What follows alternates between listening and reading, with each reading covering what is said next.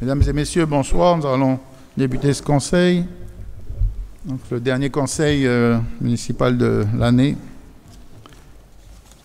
Après, il y aura un repos mérité pour tous.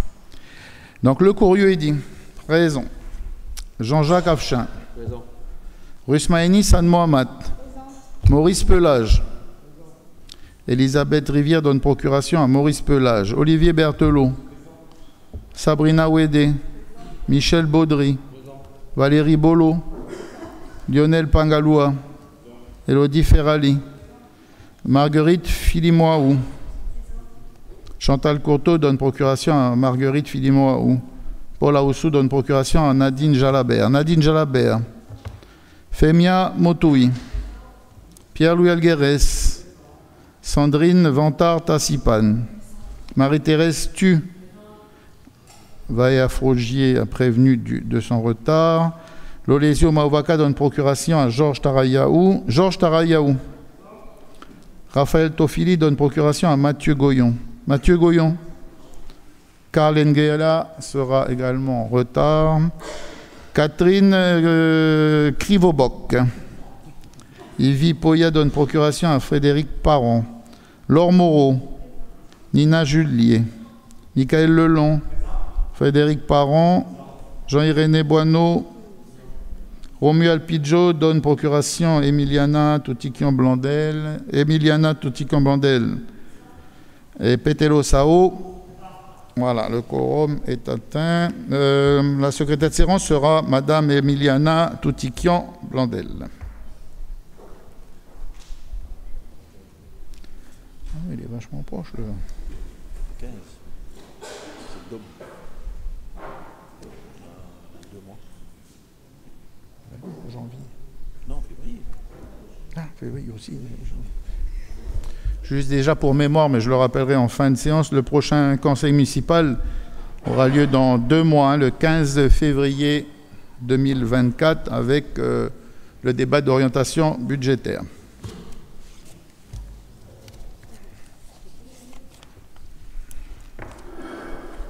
Donc avant de débuter ce conseil, je remercie les administratifs, la presse qui n'est pas là, mais que je remercie quand même. Et puis, je voudrais que se présente Jérôme Panseri, le nouveau directeur de la sécurité. S'il vous plaît, Monsieur Panseri. Merci, Monsieur le maire. Bonsoir à tous, mesdames et messieurs les élus. Donc, je m'appelle Jérôme Panseri. J'ai pris mes fonctions de directeur de la sécurité il y a maintenant 1 mois. Donc, une direction qui regroupe les services de l'hygiène et de la santé publique, la police municipale et le service des pompiers. Donc ça fait 1 mois que je suis là. Je m'imprègne progressivement de tous les sujets qui ont trait à ma direction et qui concernent la ville du Mont-d'Or. Auparavant, donc, j'étais en métropole. J'ai exercé 15 ans à la ville de Paris où mes missions étaient essentiellement axées sur le management de grosses équipes, souvent dans le domaine opérationnel, et notamment ma dernière expérience professionnelle, c'était le management d'une division de police municipale au sein de la direction de la police municipale de la ville de Paris, où j'avais une centaine d'agents sous ma responsabilité. Donc voilà, je suis ravi et honoré d'être parmi vous. Et pour finir, parce que je vais faire court, ma mutation ici n'est pas due à un hasard d'envie de tropique et de soleil, mais s'inscrit dans le cadre d'un projet familial de retour sur le territoire, puisque je suis marié à une Calédonienne qui est née et qui a grandi au Mont-d'Or. Voilà, merci beaucoup.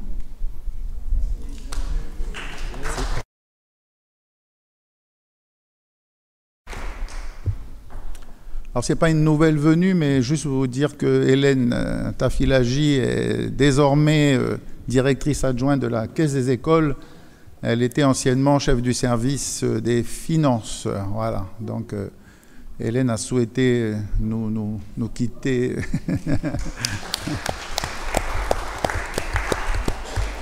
Voilà. Elle a été promue directrice adjointe à une caisse qui bosse beaucoup, et je souhaite plein de bonnes choses et surtout s'occuper parfaitement bien de nos enfants dans les cantines.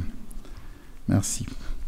Alors, le premier point, c'est l'approbation du PV du Conseil du 2 novembre. Donc, personne n'a quelque chose à rajouter dans ce PV. Donc, à ce moment-là, il est approuvé. Nous allons, deuxième point, Rusmaini nous parlait de régime indemnitaire des policiers qui relève de la filière sécurité des communes de Nouvelle-Calédonie. Oui, merci Monsieur le maire. La ville du Mont-d'Or, adoptée en séance du 23 décembre 2009 par délibération municipale 7609-12 des dispositions relatives au régime indemnitaire en faveur des agents de la police municipale au regard de la délibération du Congrès de la Nouvelle-Calédonie. Il s'avère que les dispositions de la délibération communale ont pour effet de servir aux agents de la police municipale des indemnités plus avantageuses que celles ouvertes par la délibération cadre du gouvernement. Il vous est proposé aujourd'hui de porter ces différentes modifications dans une nouvelle délibération qui fixe le régime indemnitaire des policiers relevant de la filière sécurité des communes de Nouvelle-Calédonie et par ailleurs de leur servir une indemnité de panier. Le projet de délibération a été soumis à la Commission des finances qui s'est réunie le 30 novembre 2023. Sur les débats, Mme Julie a souhaité savoir si ce projet a été soumis à l'avis du CTP. Monsieur Pelletier a répondu qu'il se réunira le lundi 4 décembre prochain. Son avis sera donc rendu avant le conseil municipal du 14 décembre. M. Sao a demandé ce que signifient les indemnités de panier. M. Pelletier a répondu que c'est une indemnité accordée pour le repas de midi. Mme Julie a souhaité savoir comment se passent les repas des agents actuellement sans l'indemnité de panier. M. Le banquier a répondu que les repas sont payés par la ville et fournis par un prestataire. Mme Julie a souhaité connaître le coût mensuel. M. Pelletier a répondu qu'il y a un budget de 2 millions de francs par an. Mme Julie a demandé combien le prestataire facture à la ville par repas.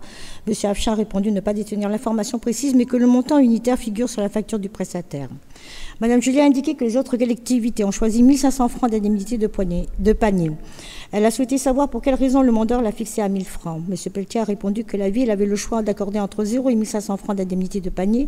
Le choix s'est porté sur 1 000 francs car les indemnités de week-end ont été abrogées et remplacées par la délibération du Congrès, 199 francs de l'heure au lieu de 1 500 francs par heure. Mme Julie a indiqué que le montant de la prime a toujours été fixé à 89 francs de l'heure. M. Pelletier a répondu que c'est bien l'objet de la note explicative. La délibération numéro 67 du 23 décembre 2009 servait des indemnités supérieures à celles prévues par la délibération du Congrès. C'est la raison pour laquelle la ville l'abroge et la rectifie. Mme Julie ne comprend pas le lien avec l'indemnité de panier. M. Pelletier a expliqué que la modification engendrerait des pertes de salaire sans cette prime, qui est donc une forme de compensation. Mme Julie a indiqué que cela ne compensera pas la perte de salaire, mais que cela ne remplacera le prestataire actuel. M. Pelletier revient sur le fait qu'en supprimant le régime actuel, une perte de salaire aurait été constatée par les agents. Pour pallier cela, une indemnité de travail de nuit de 1 500 francs de l'heure a été fixée. S'ajoute à cela l'indemnité de panier qui vient compenser les pertes d'indemnité de week-end qui n'existent plus. M. Sao comprend que la perte de salaire des agents sera compensée par des primes. M. Pelletier explique que l'indemnité de 1 500 francs de l'heure pour les brigades dites de voie publique et l'indemnité de 1 875 francs de l'heure pour les brigades dites administratives seront remplacées par une indemnité de 89 francs de l'heure. Mme Julia a souhaité avoir un tableau comparatif. Elle est d'accord sur l'objectif de régulariser la délibération, mais a souhaité comprendre comment le nouveau régime de prime compensera la perte de salaire. M. Pelletier a répondu que le maintien de l'ancien salaire a servi de base à la ville. Le nouveau salaire ne sera pas inférieur au précédent. Mme Julie a indiqué qu'avec leur nouveau salaire, les agents devront payer leur repas du midi qu'ils ne payaient pas jusqu'à présent. M. Taraïhaou voit cela comme un avantage pour les agents puisque cela leur laisse le choix de faire autrement. M. Pelletier a précisé qu'une partie des agents ont un salaire plus élevé qu'avant, donc il ne s'agit plus que d'une compensation. Mme Julie a indiqué que les agents seront payés davantage car ils auront un planning plus contraignant. Ce n'est donc pas vraiment un gain pour eux. De plus, elle souhaite savoir si la réorganisation de la police municipale leur sera présentée prochainement. M. Pelletier a répondu qu'une présentation sera faite en CTP et non au conseil municipal.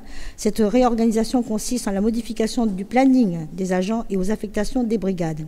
Mme Julie a indiqué que le conseil municipal avait adopté à l'époque la réorganisation de la police municipale par délibération. M. Pelletier a répondu que lors de l'adoption de l'organisation de l'administration communale, il a été défini que l'organisation des directions se ferait par arrêté du maire. Le projet de délibération a reçu un avis favorable de la commission. La majorité des membres présents, le groupe Génération Mont-d'Or et l'élu de la liste Tous pour notre Mont-d'Or réservent leur avis pour la séance du conseil municipal. Merci. Y a-t-il des interventions? Madame Julier. Oui, merci Monsieur le maire. D'abord, en propos liminaire, nous souhaitions apporter tout notre soutien aux équipes de l'ISA qui ont subi un cambriolage cette nuit, et puis également à toute l'équipe du centre de santé de Robinson qui a également fait l'objet d'un cambriolage. Donc à tous ces travailleurs, à tous ces Mondoriens qui œuvrent pour l'intérêt général, nous souhaitons leur dire que nous sommes à leur côté. Souhaiter également la bienvenue au nouveau directeur de la sécurité, lui montrer qu'il va avoir beaucoup de travail, voilà. Ne serait-ce que les 2 faits divers déjà que je viens de citer. Et puis si vous avez une compagne qui est mondorienne, je pense qu'elle connaît les difficultés que rencontrent les Mondoriens sur cette commune, notamment au niveau des caillassages de la route de Saint-Louis. Plusieurs questions, Monsieur le maire. D'abord, la proposition budgétaire qui a été faite aux agents et donc en commission technique paritaire, mais dont nous ne connaissons pas vraiment les personnes présentes. Cette proposition a-t-elle reçu un avis favorable des agents ? Parce que nous nous étonnons que les agents se satisfassent d'une prime de repas de 1 000 francs, alors que dans les autres communes, c'est 1 500 francs, ce qui crée quand même une inégalité entre les policiers des autres communes. Et comme beaucoup d'entre eux demandent à partir pour aller exercer dans d'autres communes, est-ce que ça ne va pas être encore un argument supplémentaire pour les faire fuir? Ça, c'est la première question. Ensuite, nous aimerions avoir des précisions sur la réorganisation qui est envisagée, puisque dans le mail que nous avons reçu, qui est un petit compte-rendu de la commission paritaire, il est évoqué une réorganisation. Donc, est-ce qu'on pourrait avoir des informations sur le sujet? Merci. Monsieur le directeur administratif, il est là? Oui, vous pouvez répondre à la première question. Alors, sur l'inégalité, effectivement, que vous soulevez quant au montant de la prime de 1 000 francs sur un collectif du Mont d'Or et de 1 500 francs, notamment à Nouméa. Alors, ce qu'il faut savoir, c'est qu'il y a un gain moyen si on ne tient compte que de la réorganisation, vous avez un gain moyen de 100 000 francs par agent, en moyenne. En rajoutant la prime de panier, vous arrivez à un gain moyen qui est de l'ordre de 290 000 francs. Donc, il y a déjà, de ce point de vue-là, un vrai gain au niveau du salaire. Il n'y a déjà pas de perte et il y a un gain.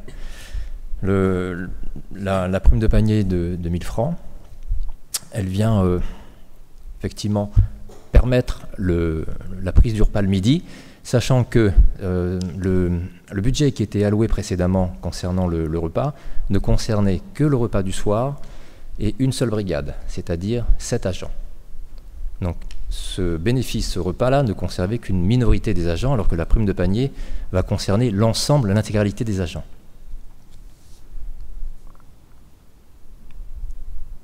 Voilà les éléments de réponse que je peux d'ores et déjà vous donner. Alors, bien évidemment, il y a un minimum et un maximum qui est fixé par la délibération, entre 0 et 1 500 francs. Bien évidemment qu'on pouvait la mettre à 1 500 francs. On a choisi, l'exécutif a choisi effectivement 1 000 francs compte tenu des éléments que je vous ai donnés. Le surcoût d'une prime de panier de 1 000 francs est de l'ordre de 3,5 millions, 3,6 millions, et le surcoût d'une prime de panier de 1 500 francs est de l'ordre de 7 millions.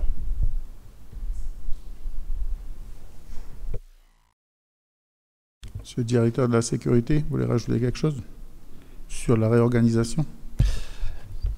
Effectivement, sur la réorganisation, alors je suis arrivé récemment, donc je laisserai aussi Véronique Gohan ici, qui est dans la salle, compléter si nécessaire. Cette réorganisation, elle s'appuie sur, je dirais, 2 principes.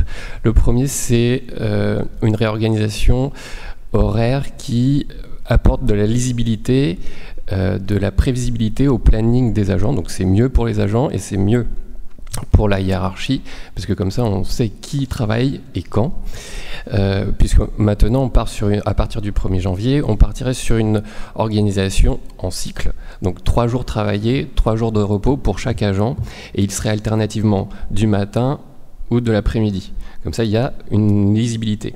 Et puis le deuxième principe sur lequel est basée cette réorganisation, c'est améliorer l'amplitude horaire de présence des agents sur le terrain. Aujourd'hui, nous avons des brigades qui sont présentes la plupart du temps que jusqu'à 23 heures. Et alors que nous sommes confrontés à un grand nombre de nuisances sonores, nuisances diverses qui peuvent avoir lieu plus tard dans la nuit. Et donc cette réorganisation nous permettra d'améliorer cette amplitude horaire, puisqu'il y a plusieurs soirs par semaine où nous serons présents sur le terrain jusqu'à 2 heures du matin.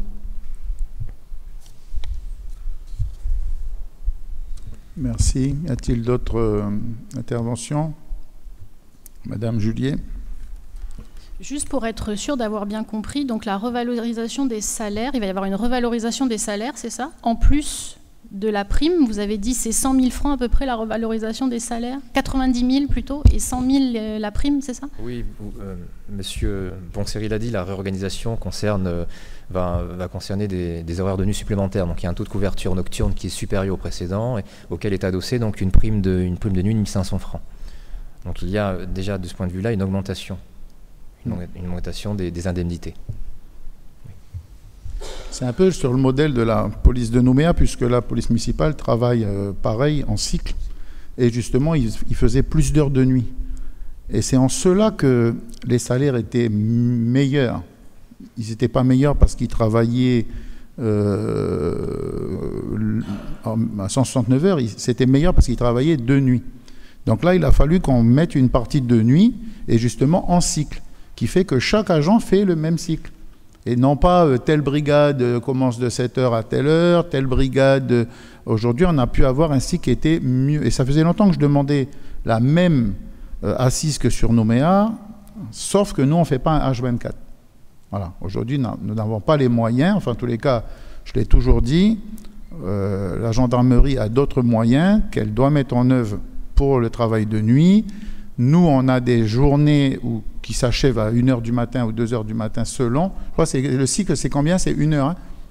1 heure du matin? 2 heures? 2 heures. Donc, ça sera 2 heures. Donc, on va étendre le cycle jusqu'à 2 heures du matin, mais on n'aura pas le H24 comme Nouméa. Et en cela, on aura amélioré, avec les primes de nuit, on aura amélioré sensiblement les salaires des policiers. C'est ce qu'ils nous demandaient.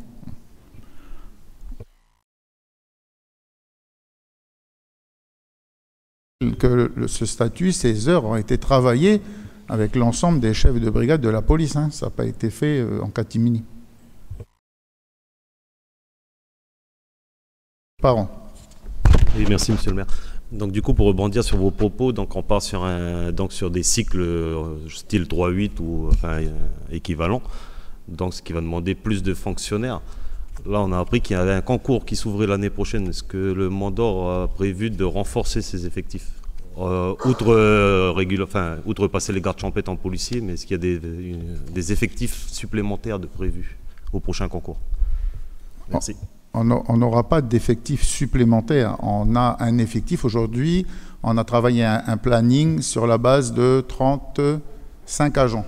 Donc l'année prochaine, on le sait, des agents, il y en a déjà un agent qui part en métropole, qui a réussi pour rapprochement familial, on sait qu'il va y avoir 1 ou 2 agents parce que c'est comme ça tous les ans, il y a des mouvements.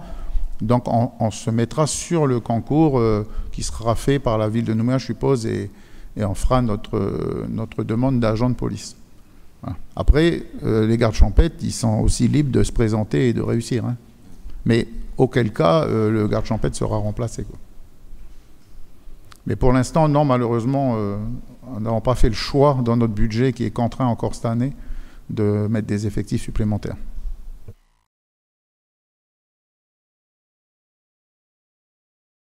On le verra au budget, on aura les chiffres exacts de la masse salariale, vous verrez qu'elle a considérablement augmenté, toujours avec le même nombre de personnel. Hein. Donc tous les ans, voilà, c'est le défaut qu'on a aujourd'hui, la difficulté, c'est que 1% sur le RUAM, 1,5% sur la CLR, plus le point d'indice qui a augmenté d'1%, qui va augmenter encore 2% l'année prochaine, etc. Donc, voilà, tous les ans, on a vous verrez, c'est considérable. Donc, c'est autant d'agents en moins qu'on ne pourra pas recruter dans les prochaines années. Y a-t-il d'autres interventions? pas d'autres interventions, je vais vous lire la délibération fixant le régime indemnitaire des policiers relevant de la filière sécurité des communes de Nouvelle-Calédonie, de leur établissement public et assimilé. Dans son article 1er, le montant des différentes indemnités allouées aux policiers relevant de cette filière à l'article 2, est fixé conformément à l'article 2 de la délibération 388 du 11 juin 2008 susvisée. L'article 2, l'indemnité spéciale de fonction, il est attribué une indemnité spéciale de fonction versée mensuellement aux agents appelés à intervenir sur la voie publique. Le montant de cette indemnité est fixé à 16% du traitement indiciaire brut de l'agent concerné. Cette indemnité cesse d'être versée aux agents inaptes à intervenir sur la voie publique, sauf lorsque l'inaptitude résulte d'un accident du travail ou d'une maladie professionnelle reconnue imputable au service. Dans l'article 3, l'indemnité de fonction, il a attribué une indemnité de fonction versée mensuellement égale à 1/12e de la valeur du nombre de points d'indice nouveaux, majorés, figurant en regard des différentes fonctions définies ci-après, de la grille locale des traitements convertis en monnaie locale et affectés du coefficient de majoration applicable aux fonctionnaires de Nouvelle-Calédonie. Chef de service de la police municipale, 48 points d'INM. Adjoint au chef de service de la police municipale, 28 points d'INM. Chef de brigade, 16 points d'INM. Adjoint au chef de brigade, 14 points d'INM. Article 4, indemnité pour travail de nuit.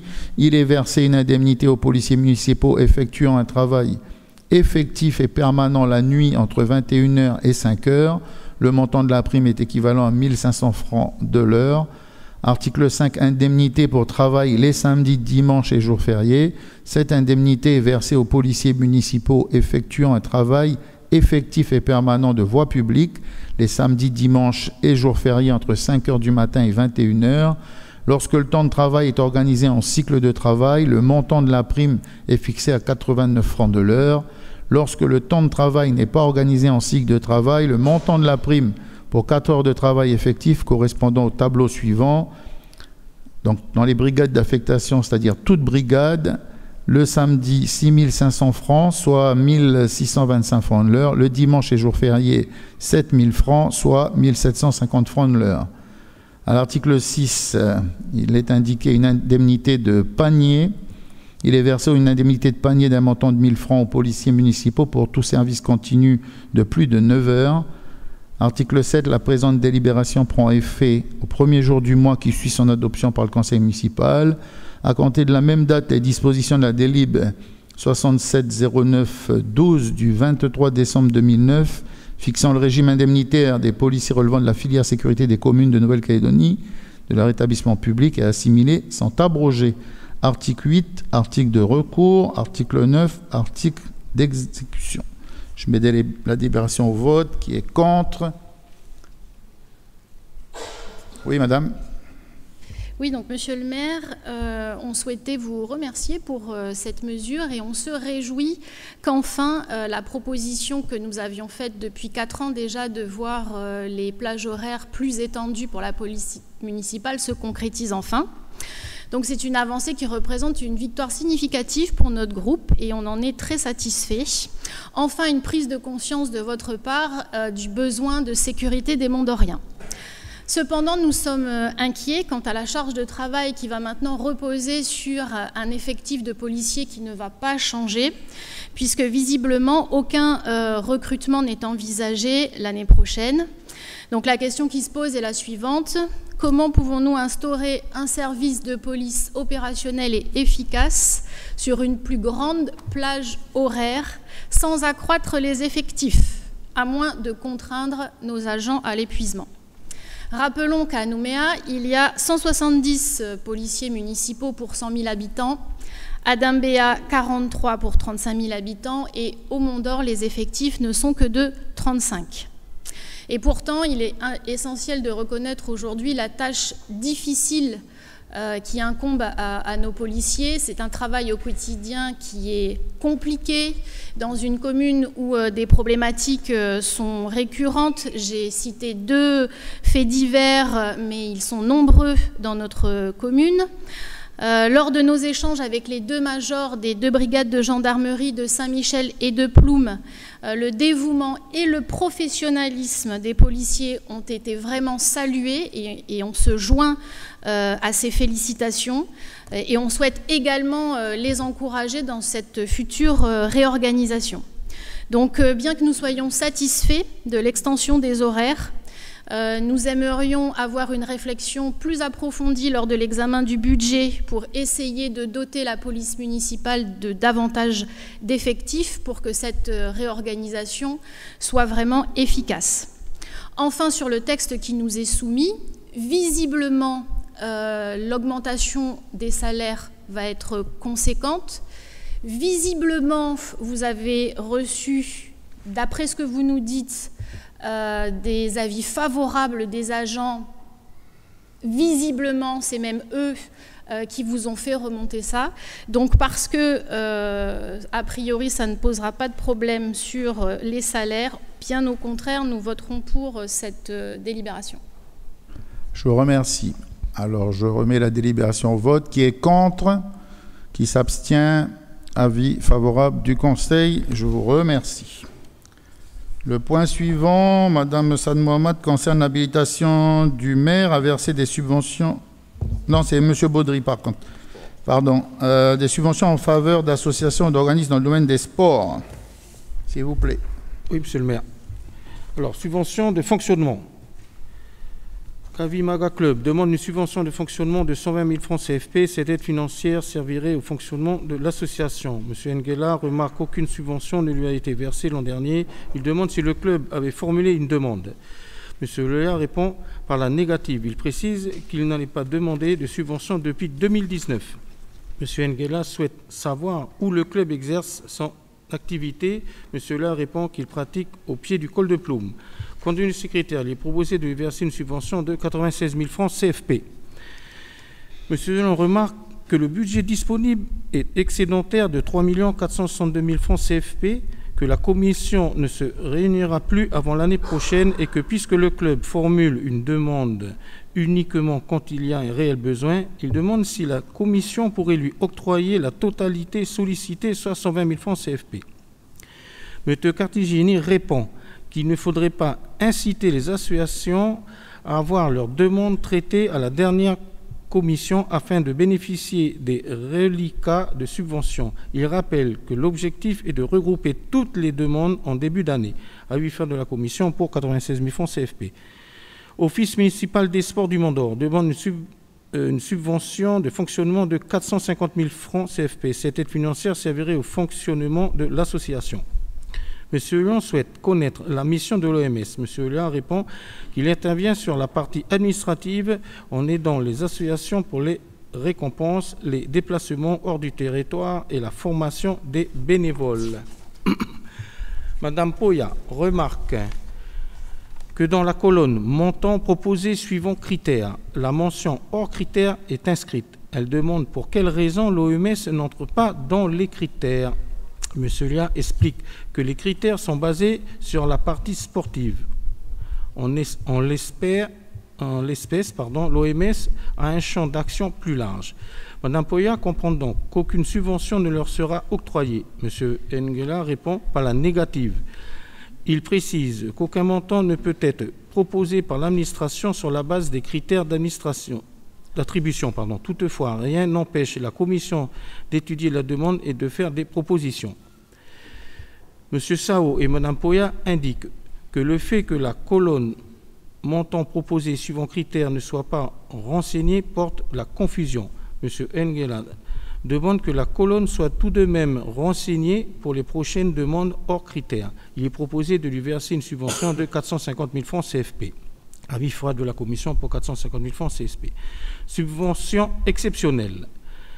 M. Lelon demande s'il est possible d'ajouter une ligne reprenant la somme totale des demandes afin de pouvoir réajuster le budget l'an prochain.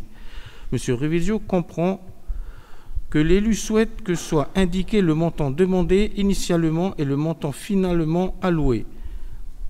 M. Lelon répond par l'affirmative. M. Nguela indique que c'est compliqué puisque la somme demandée peut varier d'une année à l'autre. M. Cartigiani ajoute que c'est particulièrement le cas pour les subventions exceptionnelles puisqu'il est difficile de les anticiper. Mais c'est plus aisé pour les demandes de fonctionnement car elles se renouvellent chaque année. Il ajoute que certaines associations n'ont pas fait de demande cette année. M. Leland indique que c'est bon signe puisque cela veut dire qu'elles sont autonomes et n'ont pas besoin de financement. M. Cartigiani répond que ce n'est pas forcément le cas. Pour autant, les services relancent régulièrement ces associations. M. Leland précise qu'il est difficile de fixer un calendrier pour des demandes d'aide financière dans le cadre d'un déplacement pour un championnat, exemple Club Mondor Natation, puisque tout dépend des résultats et des qualifications. Il suggère de revoir le budget pour avoir des marges de manœuvre et une équité entre les demandes, en augmentant l'enveloppe en exceptionnel et en réduisant le budget de fonctionnement ou en réduisant les sommes qui ont été allouées en début d'année. M. Nguela rappelle qu'en commission, un barème de 20 000 francs CFP athlètes hors encadrant pour des compétitions à l'étranger ont été mis en place. Mme Poya demande s'il est possible de faire un virement de crédit du chapitre des subventions de fonctionnement excédentaire de 3 462 000 francs vers le chapitre subventions exceptionnelles à zéro. M. Cartigiani répond que le virement des crédits n'est pas possible en cas présent car il s'agit de deux chapitres différents.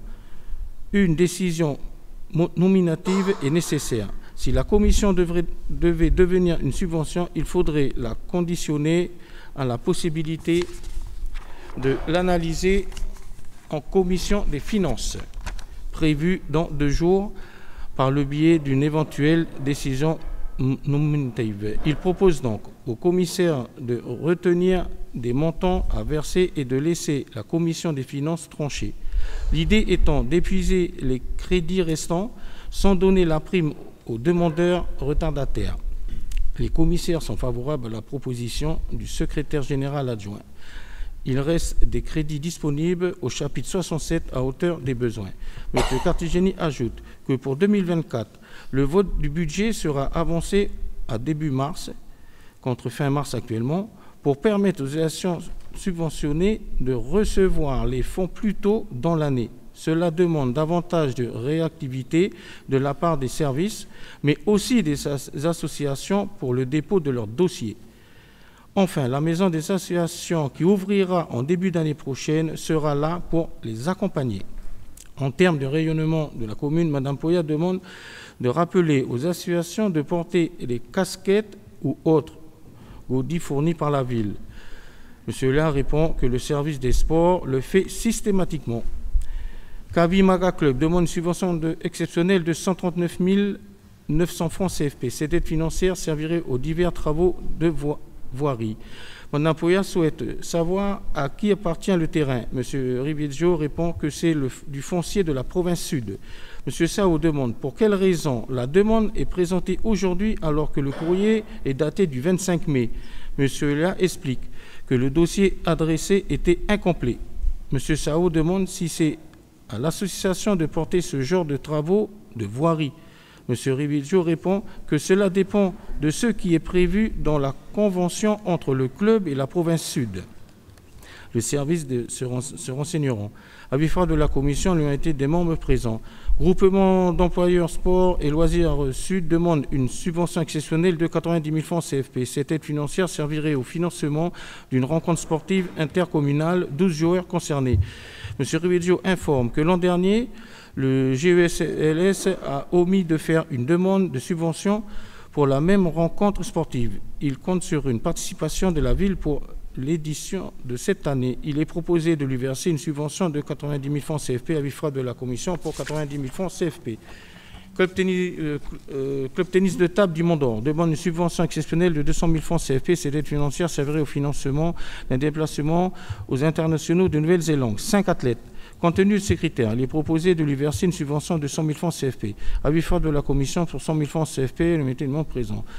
Club Mondor Natation demande une subvention exceptionnelle de 420 000 francs CFP. Cette aide financière servirait au déplacement d'un athlète au championnat de France Benjamin. M. Ella précise que la demande initiale était de 420 000 francs CFP, mais que le club a réajusté le montant demandé à hauteur de 100 000 francs CFP, comme mentionné dans leur budget provisionnel. M. Nguela souhaite savoir si le club a sollicité la Ligue et autres institutions. M. Ella répond par l'affirmative. Compte tenu de ces critères, il est proposé de lui verser une subvention de 20 000 francs CFP. Avis favorable de la Commission pour 20 000 francs CFP. Monsieur le maire.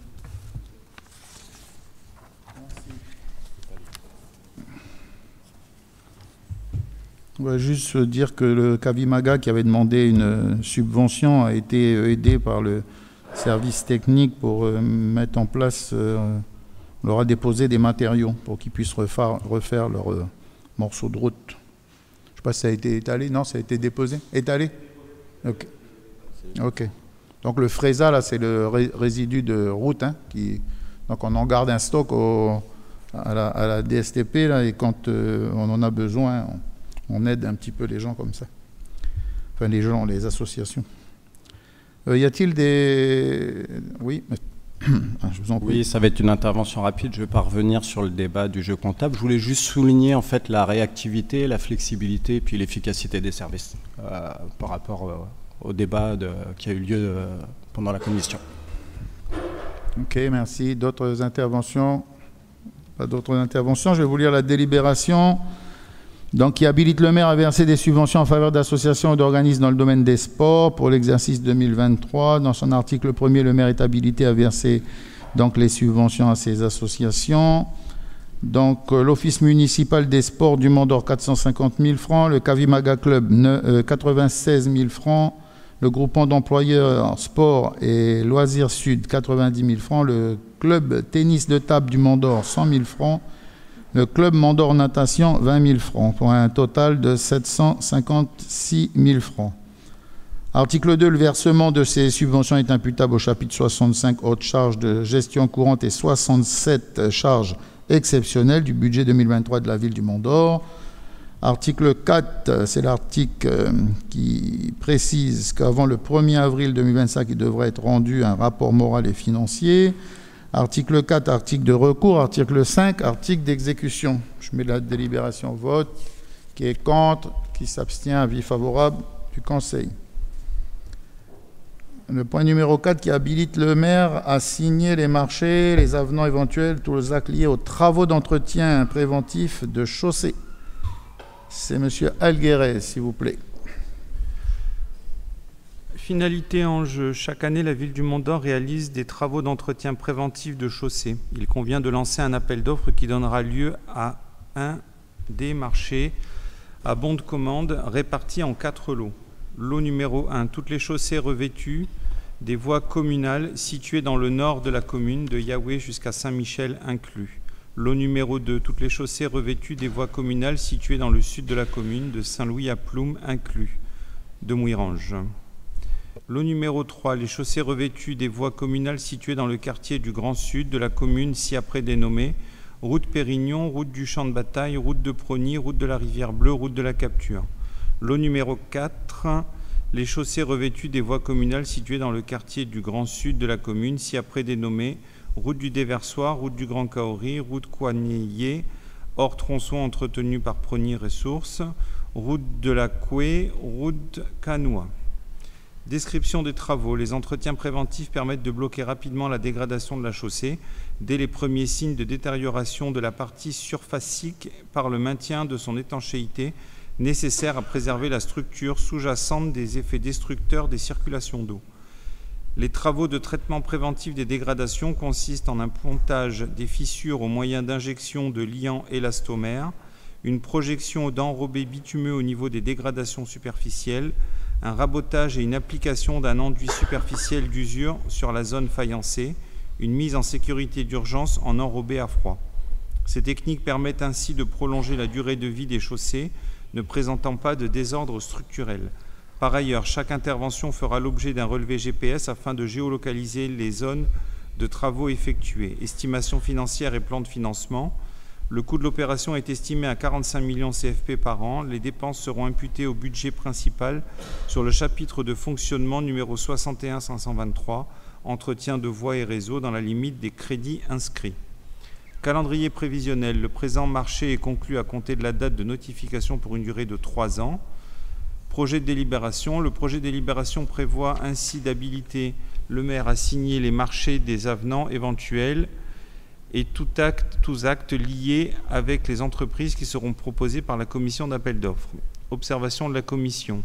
Monsieur Berthelot souhaite savoir ce que cela représente comme linéaire. Monsieur Martinez répond que le linéaire est variable en fonction de travaux, mais que c'est bien pour l'ensemble des routes communales.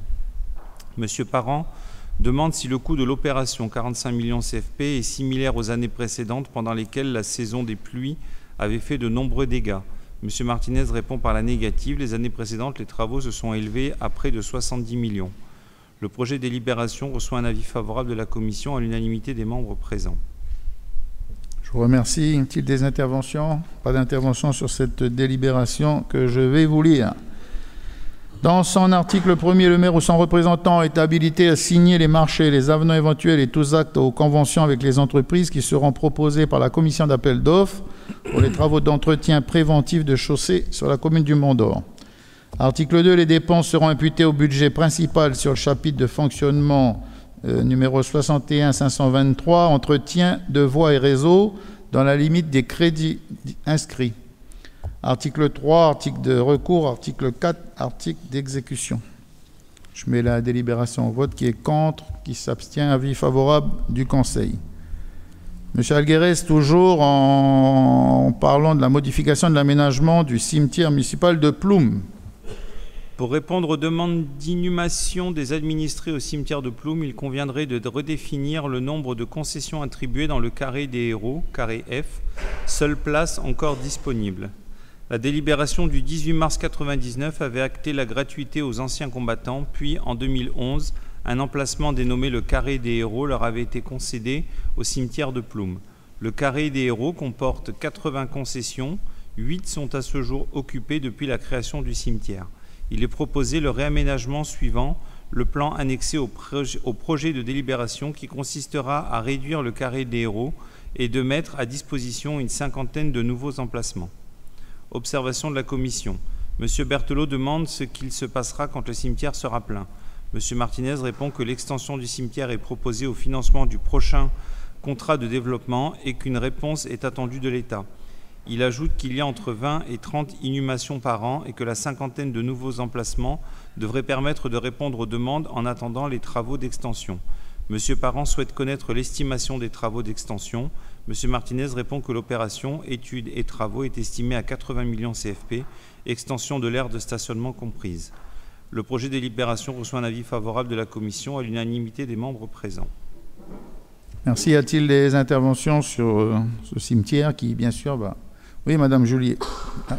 Oui, j'aimerais savoir si les associations d'anciens combattants sont au courant que leurs adhérents peuvent disposer d'une place dans ce carré des héros et s'il y a une publicité qui est faite sur le sujet, parce que c'est vrai qu'au vu du nombre de places qui ont été accordées, ça me semble très peu par rapport au nombre d'adhérents de nos associations des anciens combattants. Oui, c'est-à-dire que le carré des héros, ce n'est pas fait pour tout le monde non plus. Voilà, donc c'est vrai qu'on avait vu au début un très grand, voilà, très grand. Voilà, mais en tous les cas, on en a parlé avec eux. Effectivement, il n'y a que 5 emplacements là. 8, non, je crois 8. Mais ouais, je crois que on a de la place. Enfin, les travaux. Monsieur Sao, vous voulez prendre la parole? Oui, merci Monsieur le maire. C'est par rapport au rapport de présentation qui nous a été fait. Est-ce qu'on a eu un retour des services de l'État concernant les futurs contrats de développement pour l'extension du cimetière? Pardon, je n'ai pas compris, pardon. Est-ce qu'on a eu un retour des services de l'État sur les futurs contrats de développement pour l'extension, si c'est pris en compte ou pas? Pas encore.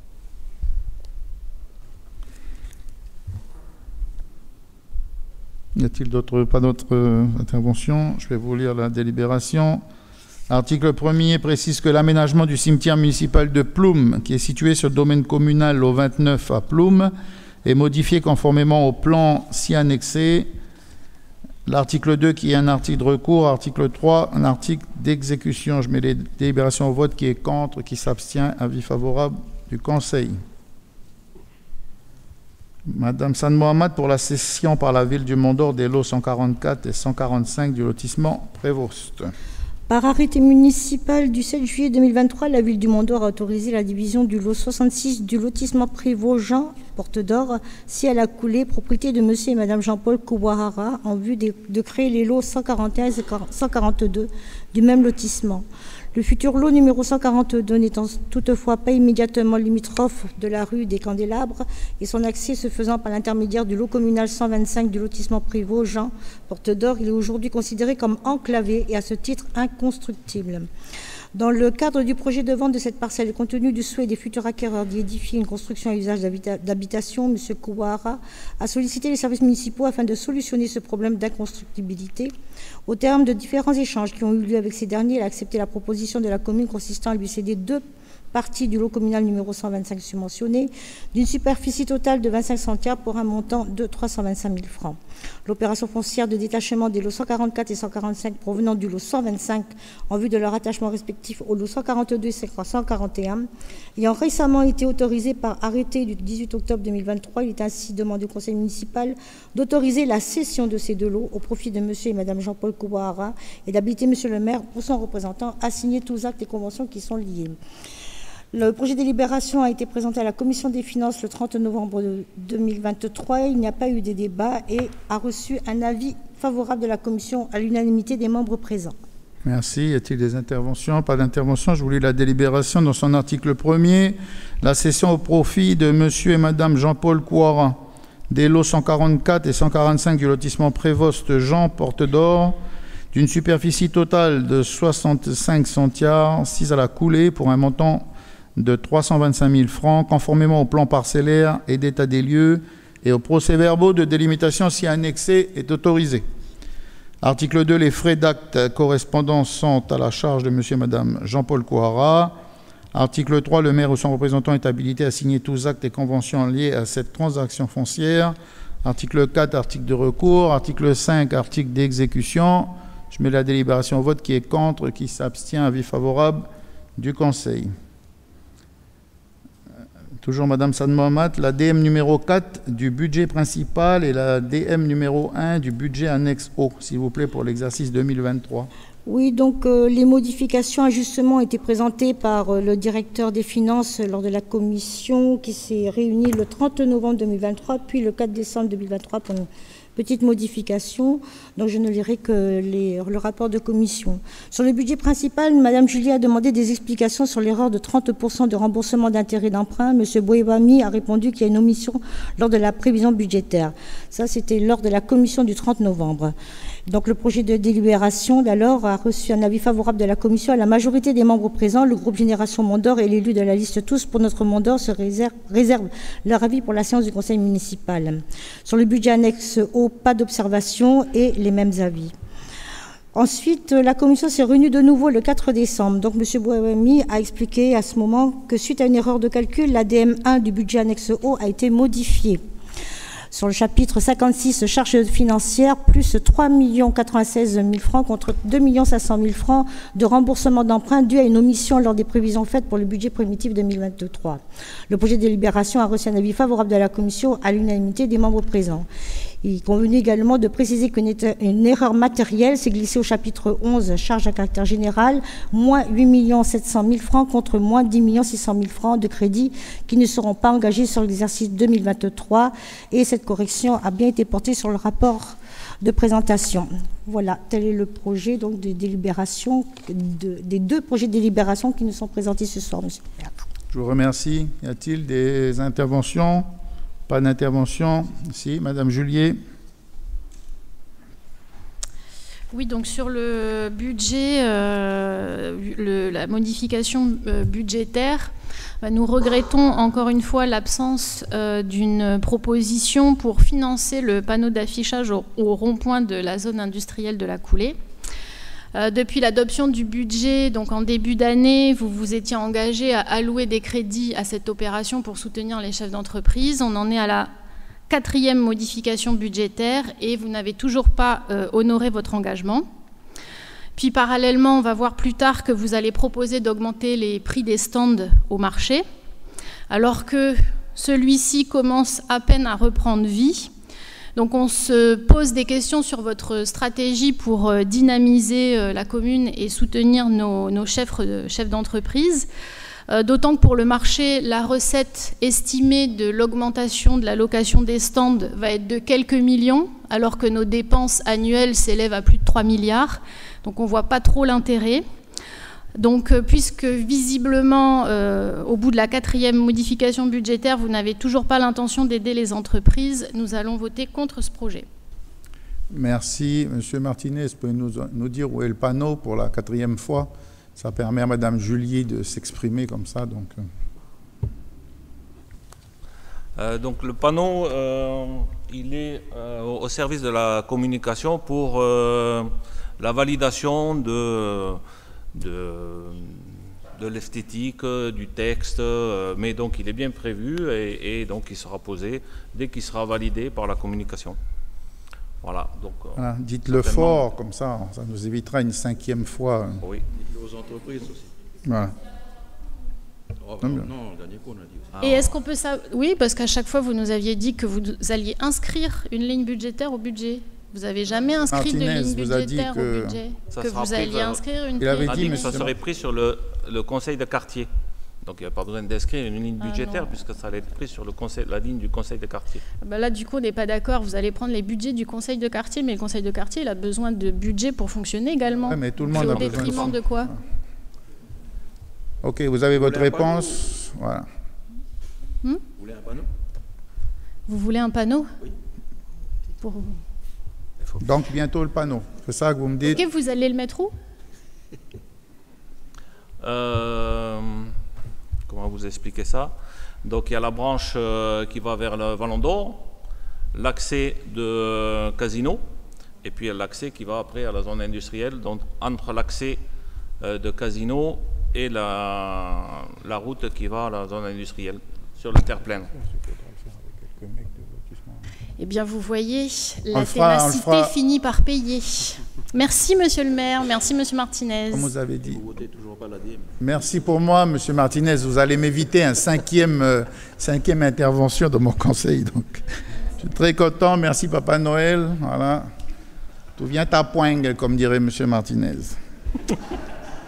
Tout vient à poing. À qui c'est attendre? Y a-t-il d'autres interventions? Pas d'autres interventions. Je vous lis les délibérations. Donc la première concerne la décision modificative numéro 4 du budget principal. Donc dans son article 1er, les crédits budgétaires détaillés en annexe et votés par chapitre sont inscrits au budget principal 2023. L'article 2 est autorisé la diminution de 6 021 346 francs des subventions d'exploitation, chapitre 657 subventions d'exploitation, qui porte ainsi le total de ce chapitre charges exceptionnelles à 427 409 015 francs. Dans l'article 3 est autorisée la diminution de 2 millions des charges exceptionnelles, chapitre 67 charges exceptionnelles, portant ainsi ce chapitre 67 à la somme de 42 99 453 francs. Dans l'article 4 est autorisée la transformation des postes listés ci-dessous. Un poste de chef de brigade adjoint de catégorie C relevant de la filière sécurité en poste de chef de brigade de catégorie B au service de la police municipale de la direction de la sécurité. Un poste de technicien de catégorie C relevant de la filière technique en poste de technicien de catégorie B au service de l'urbanisme, domaine et patrimoine de la direction de la DSTP, et un poste d'animateur de catégorie C relevant de la filière jeunesse et sport en poste d'éducateur sportif de catégorie B au service jeunesse et sport, toujours de la DSAP. L'article 5, article de recours, article 6, article d'exécution. Je mets la délibération aux voix. Qui est contre, qui s'abstient, avis favorable du Conseil. Hop. On va voter pour. Ouais, d'accord. Je suis heureux. Donc, la deuxième délibération qui porte décision modificative numéro 1 du budget annexe O de l'exercice 2023. Donc, dans son article 1er, les crédits budgétaires détaillés en annexe et votés par chapitre sont inscrits donc, à ce budget annexe O 2023. L'article 2, article de recours. Article 3, article d'exécution. Je mets cette délibération au vote. Qui compte, qui s'abstient. Avis favorable du Conseil.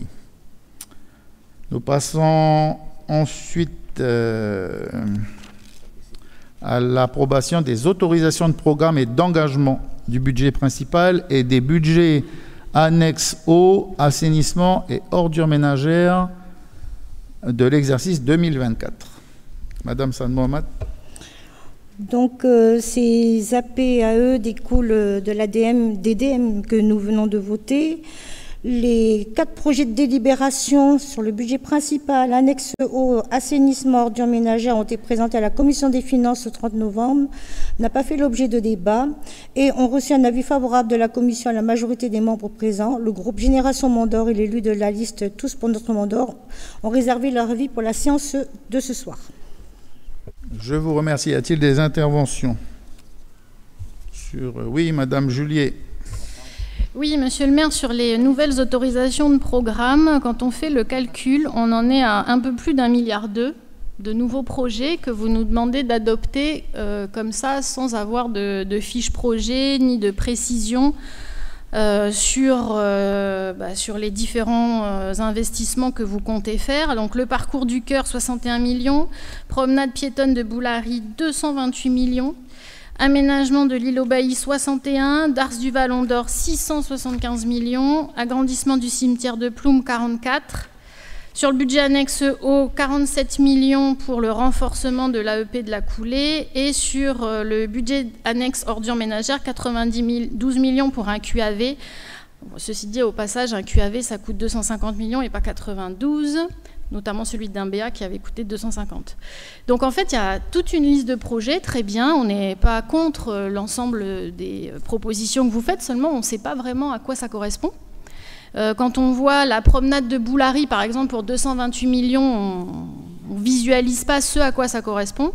Donc on se demande pourquoi vous nous proposez d'adopter des nouvelles autorisations de programme fin 2023 pour une ouverture budgétaire finalement en 2024, que de toute façon on ne pourra pas toucher avant d'avoir voté le budget. Donc pourquoi ne pas avoir le débat sur les prochains projets lors du débat d'orientation budgétaire? En plus, on aura un retour sur les contrats de développement et on saura ce que l'État pourra financer. Parce qu'en plus, dans les différentes autorisations de programme, on n'a aucune recette en face. Donc oui, pour 1,2 milliard, on s'interroge. C'est le but des APCP. Monsieur Cartigeni, vous voulez répondre?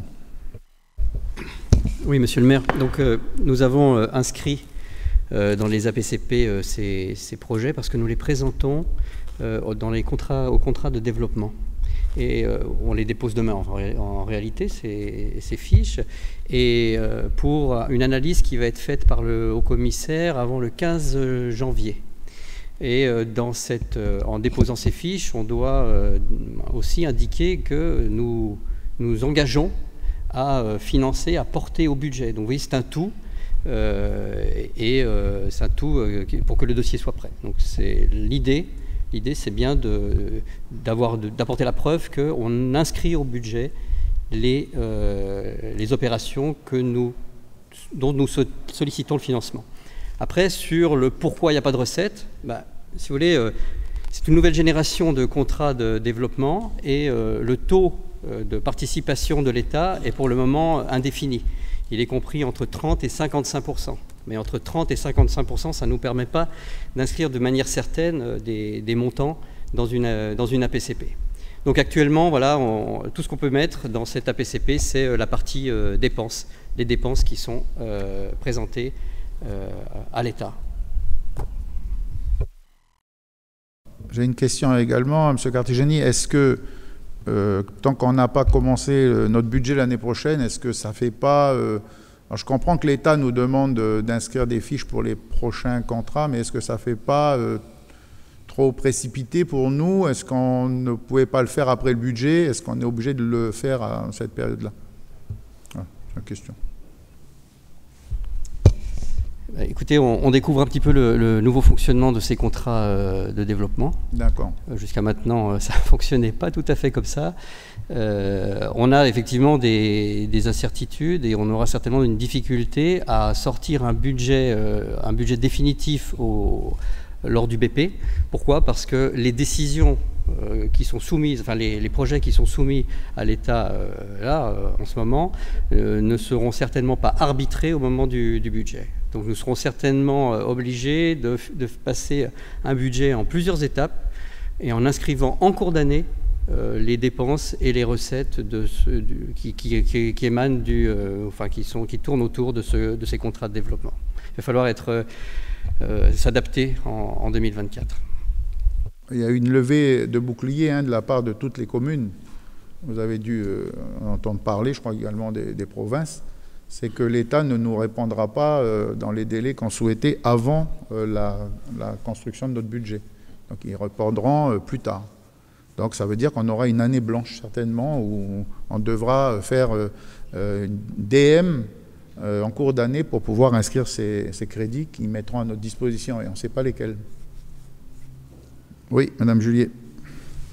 Alors c'est encore plus préoccupant du coup la démarche qui est choisie parce que même si ce sont vos orientations et c'est vos projets bien entendu que vous allez mettre en place, je pense qu'il aurait été intéressant qu'on puisse avoir une présentation au moins à minima de ces projets avant de les passer en autorisation de programme. Parce que quand on voit des montants aussi importants, même si visiblement l'autorisation de programme n'engage pas sur la suite, à part montrer à l'État que ça a été présenté, ben finalement vous n'allez pas recueillir l'assentiment du conseil municipal puisqu'on ne sait pas du tout quels sont ces projets. Donc je pense que ça aurait été bien de nous faire une commission dédiée sur les fiches projets que vous alliez présenter dans le cadre des contrats de développement pour qu'on puisse au moins savoir de quoi on parle parce que là, ben, finalement, alors nous, on s'abstiendra sur le sujet, mais finalement, il y a la moitié du conseil municipal qui va voter des projets dont il ne connaît pas le contenu, quoi. C'est un peu dommage. Ok, merci. Monsieur Sao. Oui, merci, monsieur le maire. Je comprends donc qu'on va inscrire des dépenses sans qu'on ait les recettes en face, parce qu'on attend les retours des services de l'État qui ont prévenu qu'ils fonctionneront comme ils ont décidé de fonctionner. Légalement, comment nous, on justifie, on garantit notre rôle d'élu du fait qu'on va inscrire des dépenses sans qu'on ait les recettes adéquates en face? Est-ce que nous, on est couverts juridiquement sur les décisions qu'on va prendre? Parce que ça nous interpelle quand même, le fonctionnement de ces contrats de développement. C'est vrai qu'il y a eu plusieurs interrogations dessus et la même réponse, le même mutisme plutôt de la part de l'État en disant que faites-le et je vous donnerai après la réponse. Donc c'est un peu bizarre comme fonctionnement. On nous dit depuis le début qu'on doit inscrire des dépenses et en face des recettes. Aujourd'hui, l'État nous dit inscrivez vos dépenses, je verrai ensuite comment j'ajuste les recettes. Qu'est-ce qui nous couvre légalement sur cette façon de fonctionner? Parce que ce n'est pas la façon habituelle de fonctionner, surtout pour nous en tant qu'élus. On n'inscrit pas des dépenses, hein, on est bien d'accord.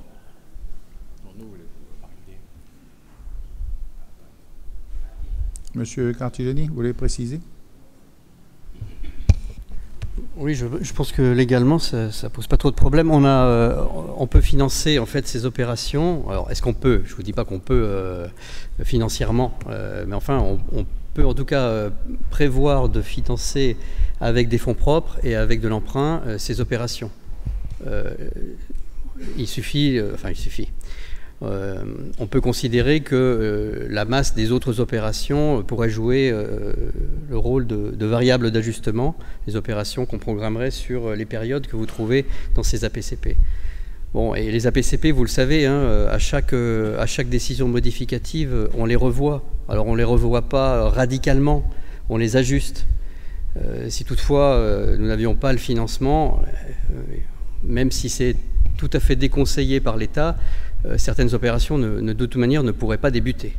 Donc il faudrait retirer cette inscription budgétaire de notre budget ça ne nous lie pas plus que ça. Même si on a l'exécutif a la ferme volonté de passer ces opérations, il y a un engagement du conseil municipal de mettre en place ces crédits, mais c'est quand même pas inamovible, c'est immuable, ces APCP.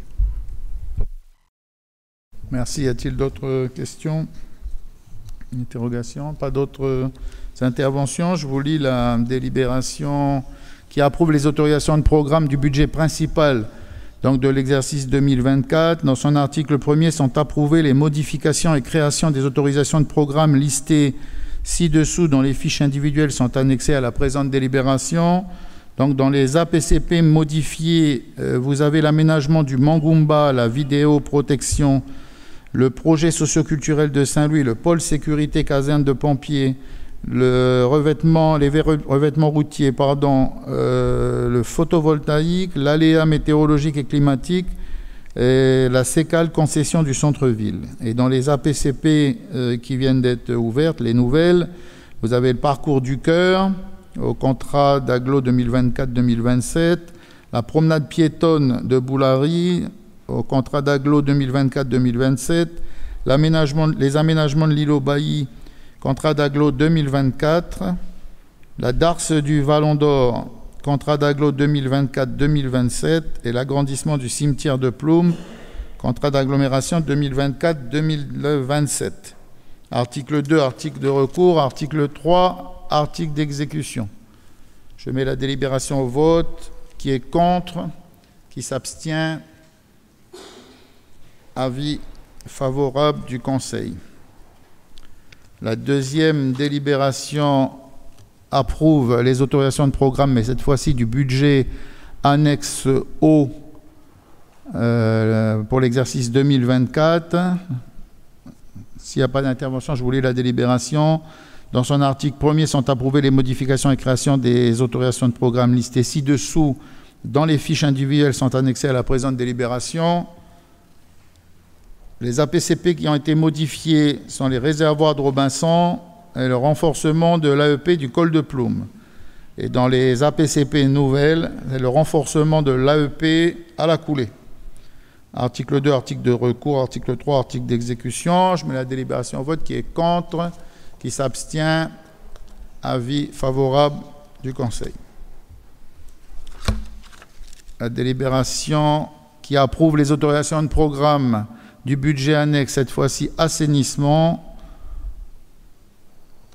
Donc, sont approuvées à l'article 1er les modifications et créations des autorisations de programme listées ci-dessous, dont les fiches individuelles sont annexées à la présente délibération. Donc, en APCP nouvelle, c'est l'assainissement. Alors, pourquoi Gabin-Bourville, hein? On a laissé. C'est le nom Gabin-Bourville, c'est fini, là. D'accord, on appelle Gabin. La suite, d'accord. APCP, donc APCP nouvelle, assainissement Gabin-Bourville. Je pense qu'il faudra changer le nom. Article 2, article de recours. Article 3, article d'exécution. Je mets la délibération au vote. Qui est contre? Qui s'abstient? Avis favorable du Conseil. Et enfin, la quatrième délibération qui approuve les autorisations de programme du budget annexe des ordures ménagères pour l'exercice 2024. À l'article 1er sont approuvées les modifications et créations des autorisations de programme listées ci-dessous, dont les fiches individuelles sont annexées à la présente délibération. Donc, APCP nouvelle, donc c'est QAV Nord, donc quai d'apport volontaire, hein, sur la partie nord de la commune. Article 2, article de recours. Article 3, article d'exécution. Je mets la délibération au vote. Qui est contre? Qui s'abstient? Avis favorable du Conseil. Enfin, la tarification des divers droits municipaux, redevances et taxes pour l'année 2024. Madame Saad Mohamed. Donc, la tarification, comme chaque année, nous réactualisons, nous ajoutons. Donc, il y aura des modifications sur la rubrique droits, notamment les droits d'occupation du domaine communal, les activités commerciales et les emplacements du marché municipal du Mont-d'Or. Donc, ça nous a été présenté en commission du 30 novembre. Ensuite, également, dans la rubrique droit, les divers droits, avec l'introduction des tarifs du VSAV. Également, les tarifs concernant donc l'accès à la piscine. Ensuite, sur la rubrique redevances, sur les redevances d'eau et d'assainissement, donc une modification sur la redevance d'eau, la redevance d'accès au réseau d'eau potable également, et également la redevance au droit d'accès au réseau électrique, comme chaque année. Les observations de la Commission des finances qui s'est réunie le 30 novembre. En ce qui concerne le marché municipal, M. Sao souhaite savoir s'il est pertinent d'augmenter les tarifs en 2024. En effet, le tarif 2020 est favorable à l'attractivité des exposants. M. Afchin répond que les exposants sont informés de cette augmentation. Ils ont bénéficié de 3 ans de tarifs réduits, alors que d'autres marchés ne l'ont pas fait. De plus, depuis l'arrivée du prestataire privé, le marché se redynamise. Enfin, rien n'empêche de moduler la prochaine augmentation en fonction du retour que la ville aura des exposants. Au sujet du tarif du transport médicalisé de victimes par le VSAV, M. Levanquet précise que pour les urgences vitales, le transport et l'évacuation par le VSAV vers les établissements hospitaliers ne seront pas facturés. Seuls les transports dits non vitaux seront facturés. En effet, il y a parfois des problèmes de disponibilité d'ambulances privées et c'est donc sur ordre du SAMU que l'évacuation est faite par le VSAV. Le tarif de cette prestation est supérieur aux ambulances privées pour ne pas faire de concurrence déloyale aux ambulanciers. M. Sao souhaite savoir qui détermine l'urgence de la situation. M. Levanquet répond que sur la base du diagnostic fait par les sapeurs-pompiers, c'est toujours le médecin régulateur du SAMU qui donne l'ordre d'évacuer ou non. Puisque les ambulances ne circulent plus la nuit à cause de Saint-Louis, M. Sao comprend que les administrés du sud de la commune seront obligés de payer 28 000 francs. M. Levanquet répond que l'évacuation par une ambulance privée est bien payante. Mme Julier souhaite savoir à qui seront adressées les factures. M. Levanquet répond qu'elles seront adressées aux établissements hospitaliers. M. Taraïraou a souhaité savoir s'il est possible d'utiliser ce dispositif pour d'autres cas. M. Levanquet répond que la première vocation du SAV est de pouvoir évacuer les urgences vitales pour ne pas perdre de temps. Mme Julie ne comprend pas pourquoi les urgences vitales ne sont pas facturées. M. Levanquet répond que cela fait partie du service à rendre. Au sujet des tarifs de la piscine, M. Sao souhaite savoir si les établissements scolaires non communaux correspondent aux établissements scolaires qui sont hors de la commune. M. Rivecchio a répondu par l'affirmative. M. Sao comprend donc que les établissements scolaires du Mont-d'Or n'ont rien à payer. M. Rivecchio a répondu par l'affirmative. Il a précisé que cela concerne uniquement les établissements primaires. M. Sao a souhaité savoir s'il est possible de louer la piscine pour des événements privés. M. Rivecchio a répondu par l'affirmative. Pour des goûters d'anniversaire, par exemple, une partie de l'espace jardin ainsi qu'une ligne d'eau peuvent être privatisés. En cas d'événement festif, M. Sao a souhaité savoir si l'alcool est autorisé. M. Rivecchio a répondu que l'alcool est interdit sur l'ensemble du complexe sportif. Le projet de délibération a reçu un avis favorable de la commission à la majorité des membres présents. Le groupe Génération Mont-d'Or s'abstient de donner son avis. L'élu de la liste Tous pour notre Mont-d'Or réserve son avis pour la séance du conseil municipal. Merci. Y a-t-il des interventions? M. Sao. Oui, monsieur le maire, juste une petite rectification par rapport au rapport de présentation. Je ne souhaite pas qu'on autorise l'alcool à la piscine, c'était plutôt de demander si c'était interdit la consommation d'alcool lors de privatisation de la piscine. Oui, je pense qu'on l'avait saisi. mais vous faites bien de le rappeler.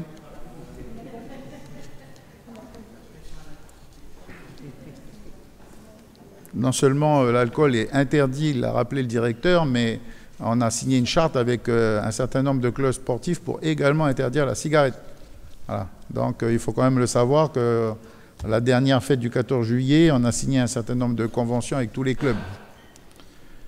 Malheureusement, on est toujours obligé, la police est toujours obligée de venir faire la police après la mi-temps, après le match de football ou après certains joueurs de pétanque. Il faut savoir qu'en ce qui concerne la pétanque, le terrain a été enlevé plusieurs mois. Donc jusqu'à présent, on n'a pas eu de problème. Je pense que des consciences ont été un petit peu mises à rude épreuve, mais je crois que chacun a compris que la bière et la pétanque, c'est à la maison, non pas sur les terrains du Mont-d'Or. Mais néanmoins, il faut encore faire attention. Voilà. Pareil pour le football, on sait bien que la troisième mi-temps finit... voilà. Donc là aussi, il faut savoir qu'on interdit, on écrit aux ligues, on interdit aux clubs, si on a vent de problèmes après le match, les clubs sont responsables, c'est à eux de faire la police. Hein. c'est pas la ville. Donc aujourd'hui, on peut considérer que les uns comme les autres, que ça va beaucoup mieux. Mais vous avez raison, M. Sao, de le réaffirmer. Y a-t-il d'autres... Oui, Madame Julier. Oui, Monsieur le maire, on voit que vous allez encore augmenter la facture d'eau pour les Mondoriens. Si, c'est prévu dans la délibération d'augmenter encore la redevance. Donc on a déjà pratiqué une augmentation courant de l'année.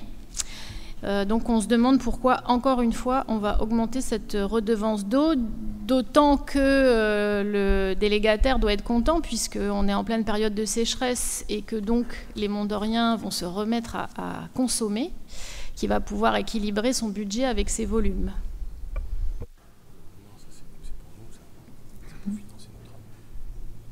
Okay. Monsieur le secrétaire général. Il ne s'agit pas d'une augmentation du prix du service de l'eau, c'est l'augmentation du surprix communal qui nous sert à financer les travaux d'investissement sur le réseau. Donc, chaque année, on l'actualise. Monsieur le secrétaire général, est-ce que ça va avoir un impact sur la facture des Mondoriens? Est-ce que ça va augmenter la facture des Mondoriens? Vous disiez juste avant que ça équilibrerait les comptes du délégataire, mais en fait, c'est versé à la commune. C'est pour votre poche, en fait? Oui, c'est pour financer les investissements du réseau AEP. C'est pour la vote aussi, madame. Cette partie de ce conseil municipal. Non, parce que là, c'est dans ma poche que vous allez prendre, vu que je suis également une administrée. Donc, vous confirmez que l'augmentation de la redevance va augmenter la facture des Mondoriens. C'est marqué, au lieu de lire redevance d'eau 27 francs 06 le mètre cube, il faut lire redevance d'eau 27 francs 47. Voilà. Donc, oui. La redevance d'eau va augmenter par mètre cube. Voilà. Donc, est-ce que vous voulez... Oui? Vous confirmez également que vous allez augmenter les frais pour se raccorder au réseau électrique? Si vous suiviez, depuis les années précédentes, ça augmente tous les ans. On a 1,5%, 1% qui augmente. Est-ce que c'est la loi qui nous oblige à augmenter tous les ans pour les administrés, ou est-ce que c'est votre choix?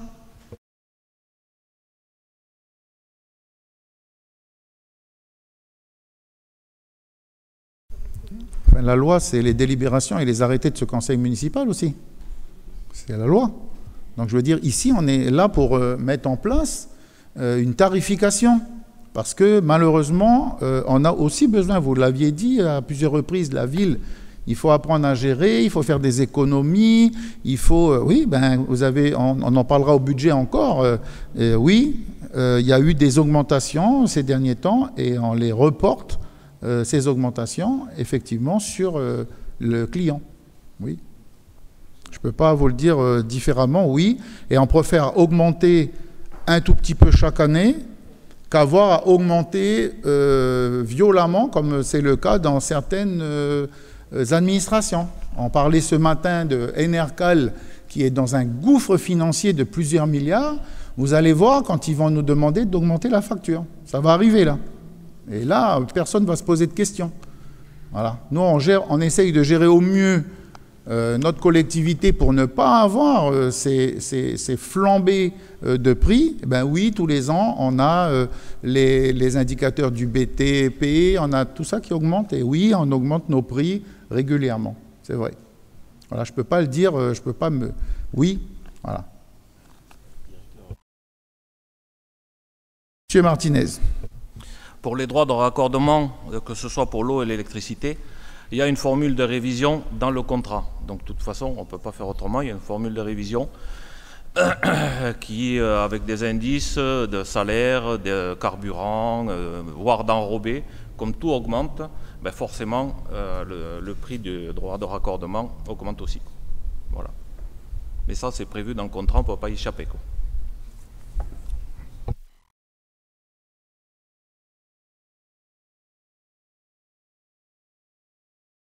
Y a-t-il d'autres interventions?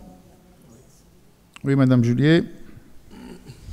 Oui, vous avez raison de dire que la facture d'électricité va encore augmenter, que les impôts à la fin de l'année vont encore augmenter, que le RUAM va encore augmenter et que votre groupe au Congrès justement s'oppose à toutes ces augmentations. Votre groupe s'oppose à toutes ces augmentations parce que les Calédoniens n'en peuvent plus d'être surtaxés, de payer des impôts, le pouvoir d'achat est en baisse.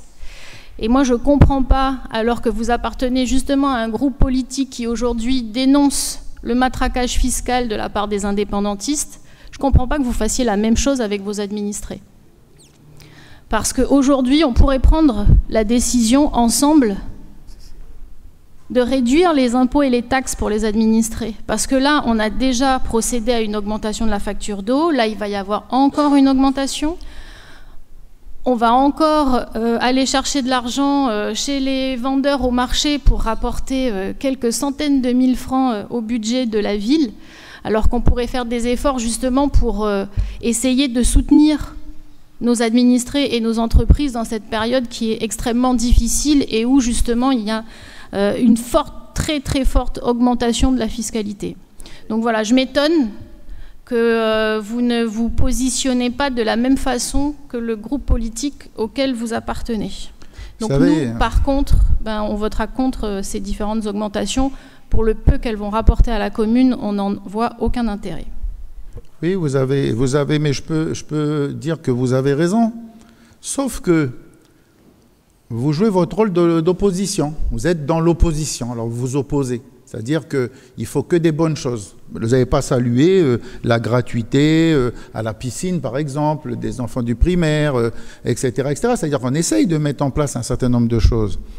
Mais vous pensez, même si c'est une augmentation, je vous rappelle qu'elle est de 1,5%, hein, elle n'est pas non plus dithyrambique, mais oui, vous êtes obligé, quand vous avez la majorité, eh bien, vous êtes obligé d'avoir un budget qui est à la fin de l'année,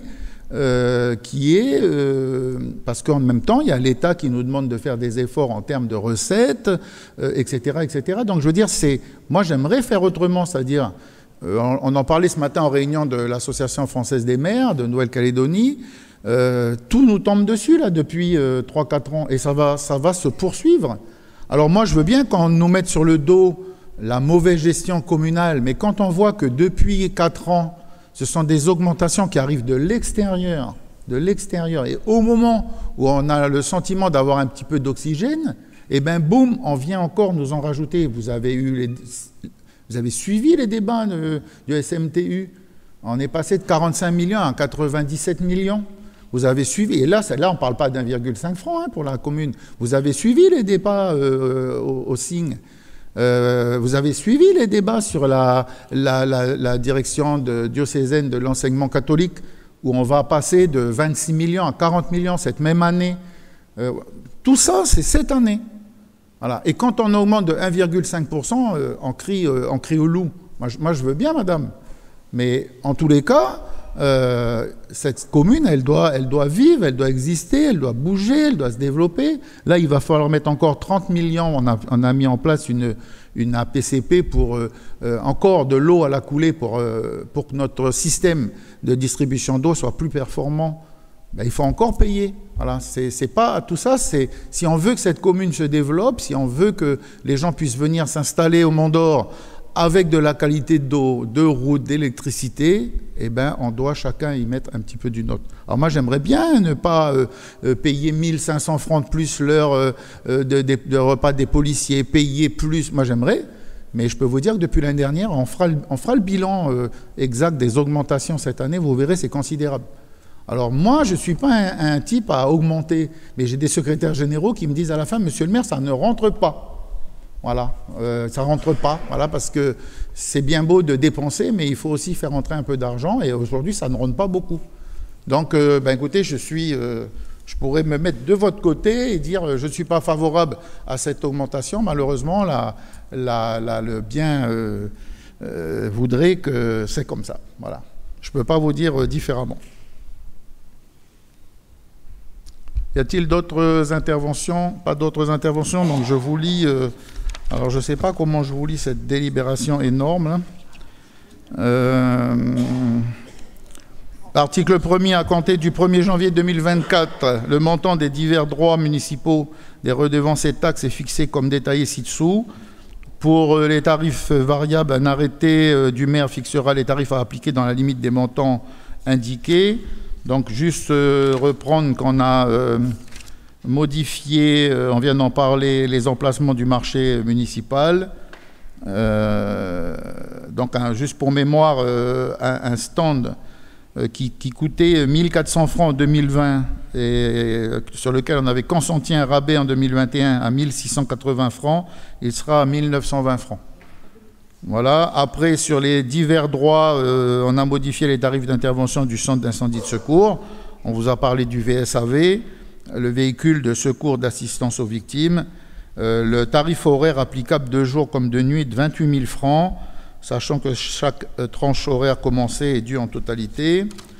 On a parlé de la piscine avec des tarifs qui vont des établissements scolaires secondaires à 100 francs, des établissements scolaires non communaux à 150 francs, un grand public à 300 francs, un public prioritaire de seniors et de moins de 18 ans et étudiants 200 francs.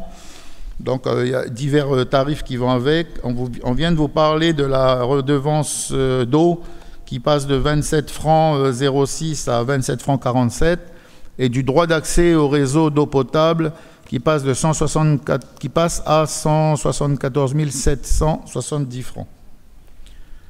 Je crois que c'est tout. Après, tout le reste, ça concerne les activités non commerciales, les activités commerciales avec les roulottes, les occupations de grands espaces ou des grandes manifestations. On a aussi les places de stationnement pour taxi, l'emplacement du marché municipal.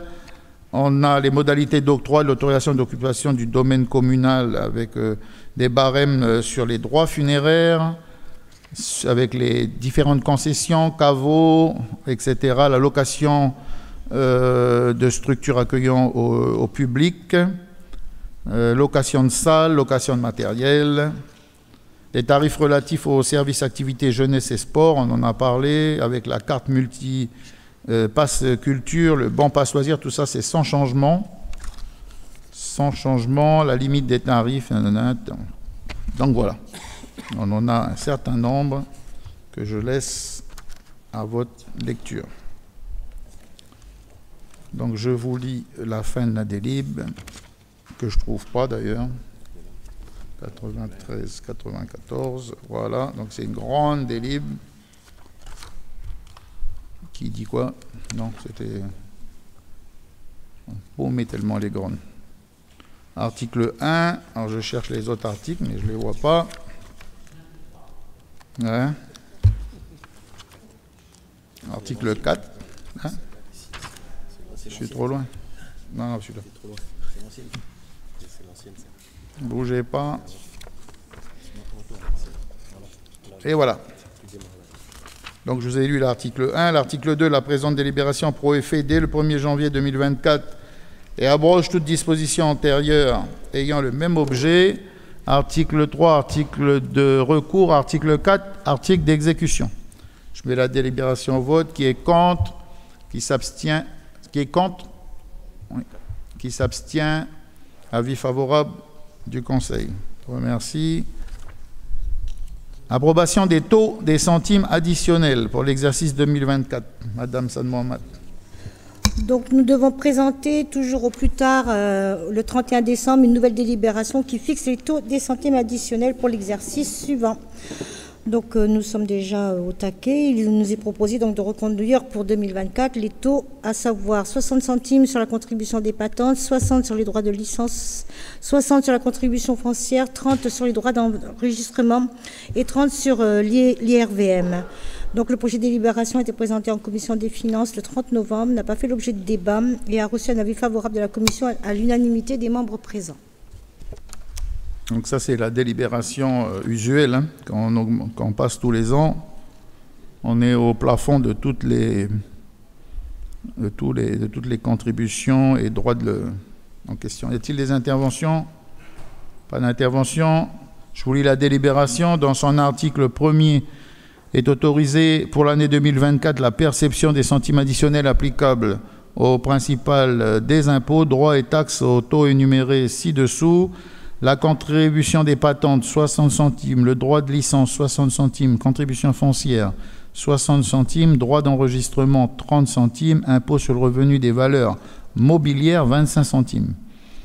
L'article 2, un article de recours. Un article 3, article d'exécution. Je mets la délibération au vote. Qui est contre?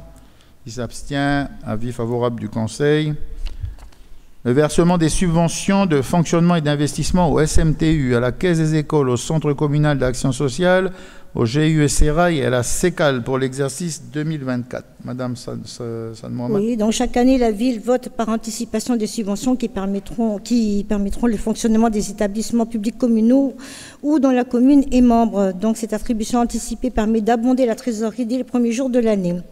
Donc, il est proposé d'habiliter Monsieur le maire à verser en section de fonctionnement au SMTU 80% de l'attribution prévue en 2024, arrondi au million inférieur, soit en section de fonctionnement 80 millions de francs, à la Caisse des écoles, toujours 80% de son attribution de l'année 2023, en section de fonctionnement, donc 108 millions de francs, au CCAS 80% de son attribution de l'année 2023, soit 97 millions de francs, au GIE Serail en section de fonctionnement, 2 400 000 francs. Ces dépenses sont imputables au chapitre 657 subventions d'exploitation du budget principal 2024 de la ville du Mont-d'Or.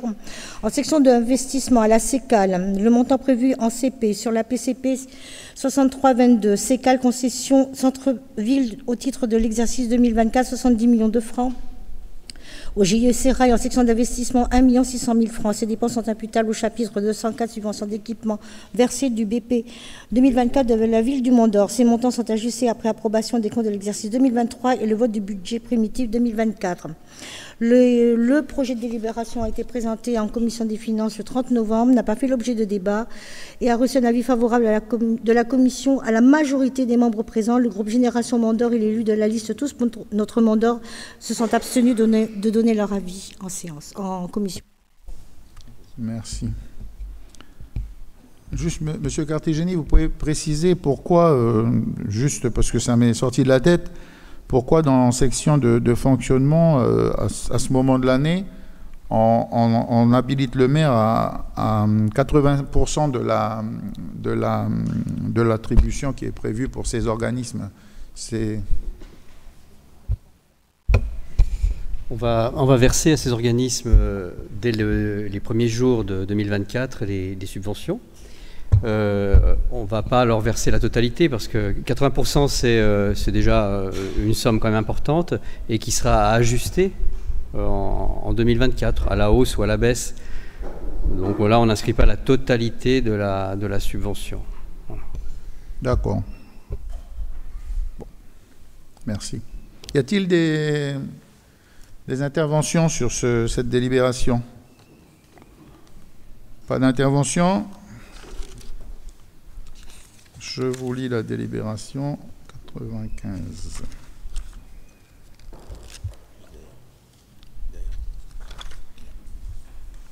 Autorisant le versement des subventions donc, aux organismes dont je viens de parler. Donc, article 1er, le maire habilité à verser des subventions 2024 en section de fonctionnement. Le SMTU, 80 millions pour 80% de la prévision 2024. La Caisse d'école, 108 millions. 80% de la contribution 2023, le Centre communal d'action sociale, le CCAS, 97 millions, 80% de la contribution 2023, le GIE Serail, 2,4 millions pour un montant total de fonctionnement de 287 400 000 francs. Ces dépôts sont imputables au chapitre 657, subvention d'exploitation du budget principal 2024 de la ville du Mont-d'Or. À l'article 2, il est précisé que le maire est habilité également à verser les subventions 2024 en section d'investissement, GIE Serail 1,6 million, CECAL 70 millions, qui correspondent au crédit de paiement APCP 6322. Donc la section investissement, le total investissement pour un montant de 71 600 000 francs. Ces dépenses sont imputables au chapitre 204, subvention d'équipement versée du budget principal 2024 de la ville du Mont-d'Or, article 3, article de recours. Article 4, article d'exécution. Je mets la délibération au vote. Qui est contre? Qui s'abstient? Avis favorable du Conseil. Monsieur Berthelot, s'il vous plaît, l'habitation du maire a versé une première partie de la subvention en faveur de la DEC. La commission chargée de l'enseignement, de la jeunesse, de la prévention et de l'insertion s'est réunie le 29 novembre 2023 afin d'émettre un avis sur le premier versement de cette participation. Les observations de celle-ci sont mentionnées ci-dessous. En vertu de la Convention de 2009 relative à la participation communale aux frais de fonctionnement des classes élémentaires de l'enseignement privé, la Ville accorde chaque année une subvention à la DEC. Le montant de cette participation est basé sur l'ensemble des dépenses de fonctionnement assumées par la Ville pour les écoles élémentaires publiques. Cette participation de la Ville s'effectue en 2 versements semestriels. Premier versement effectué au premier semestre, 13 42 328 francs. Ce montant correspond au deuxième versement de l'année N-1. Deuxième versement effectué au 3e semestre après ajustement avec le compte administratif de la Ville et les effectifs 2024 transmis par la DEC. La DEC demande une subvention de fonctionnement de 13 42 328 francs pour le premier versement. Aucune observation n'est émise par les membres de la commission. Avis favorable de la commission pour 13 42 328 francs à l'unanimité des membres présents. Je vous remercie. Donc c'est la moitié des 26 millions qu'on verse tous les ans. Et je disais qu'on sera censé, dans l'année 2024, si le texte va jusqu'au bout, d'abonder à hauteur de 40 millions. Enfin, c'est ce qu'on nous a déjà informé. Donc, je vous lis la délibération, s'il n'y a pas d'intervention, qui habilite le maire à verser une subvention, donc la première partie en faveur de la DEC, pour l'exercice 2024. Donc le maire est habilité à verser la première partie, donc c'est d'un montant de 13 42 328 francs. Article 2, le versement de cette subvention est imputable au chapitre 65, autres charges de gestion courante du budget 2024 de la ville du Mont-d'Or.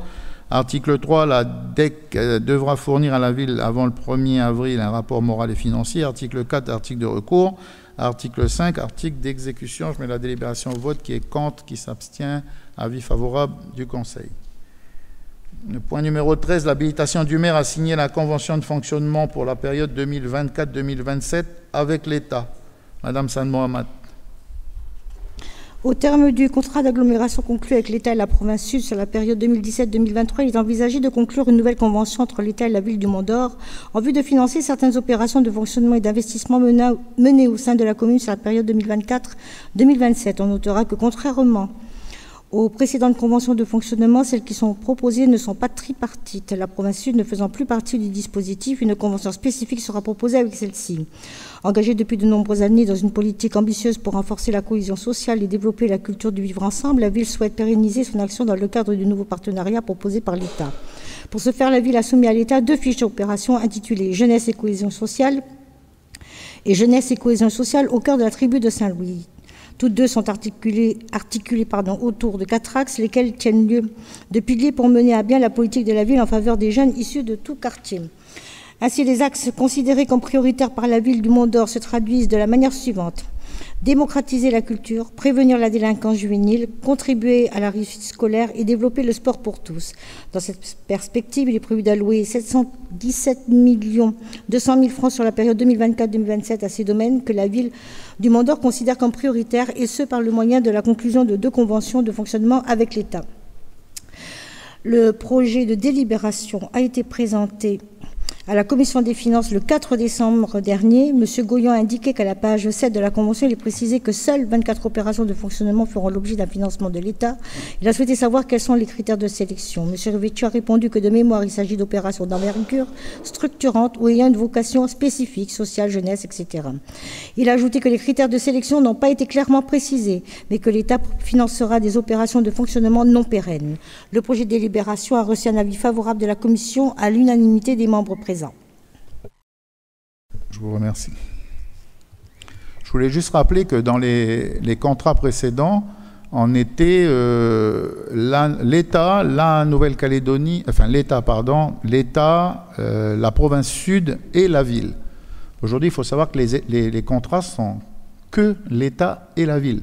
C'est-à-dire que c'est à la ville d'aller chercher des moyens financiers supplémentaires auprès de la province, qui pour l'instant ne nous a pas donné les critères lesquels. Donc voilà, je vais vous dire que ça va être compliqué, une complication de plus.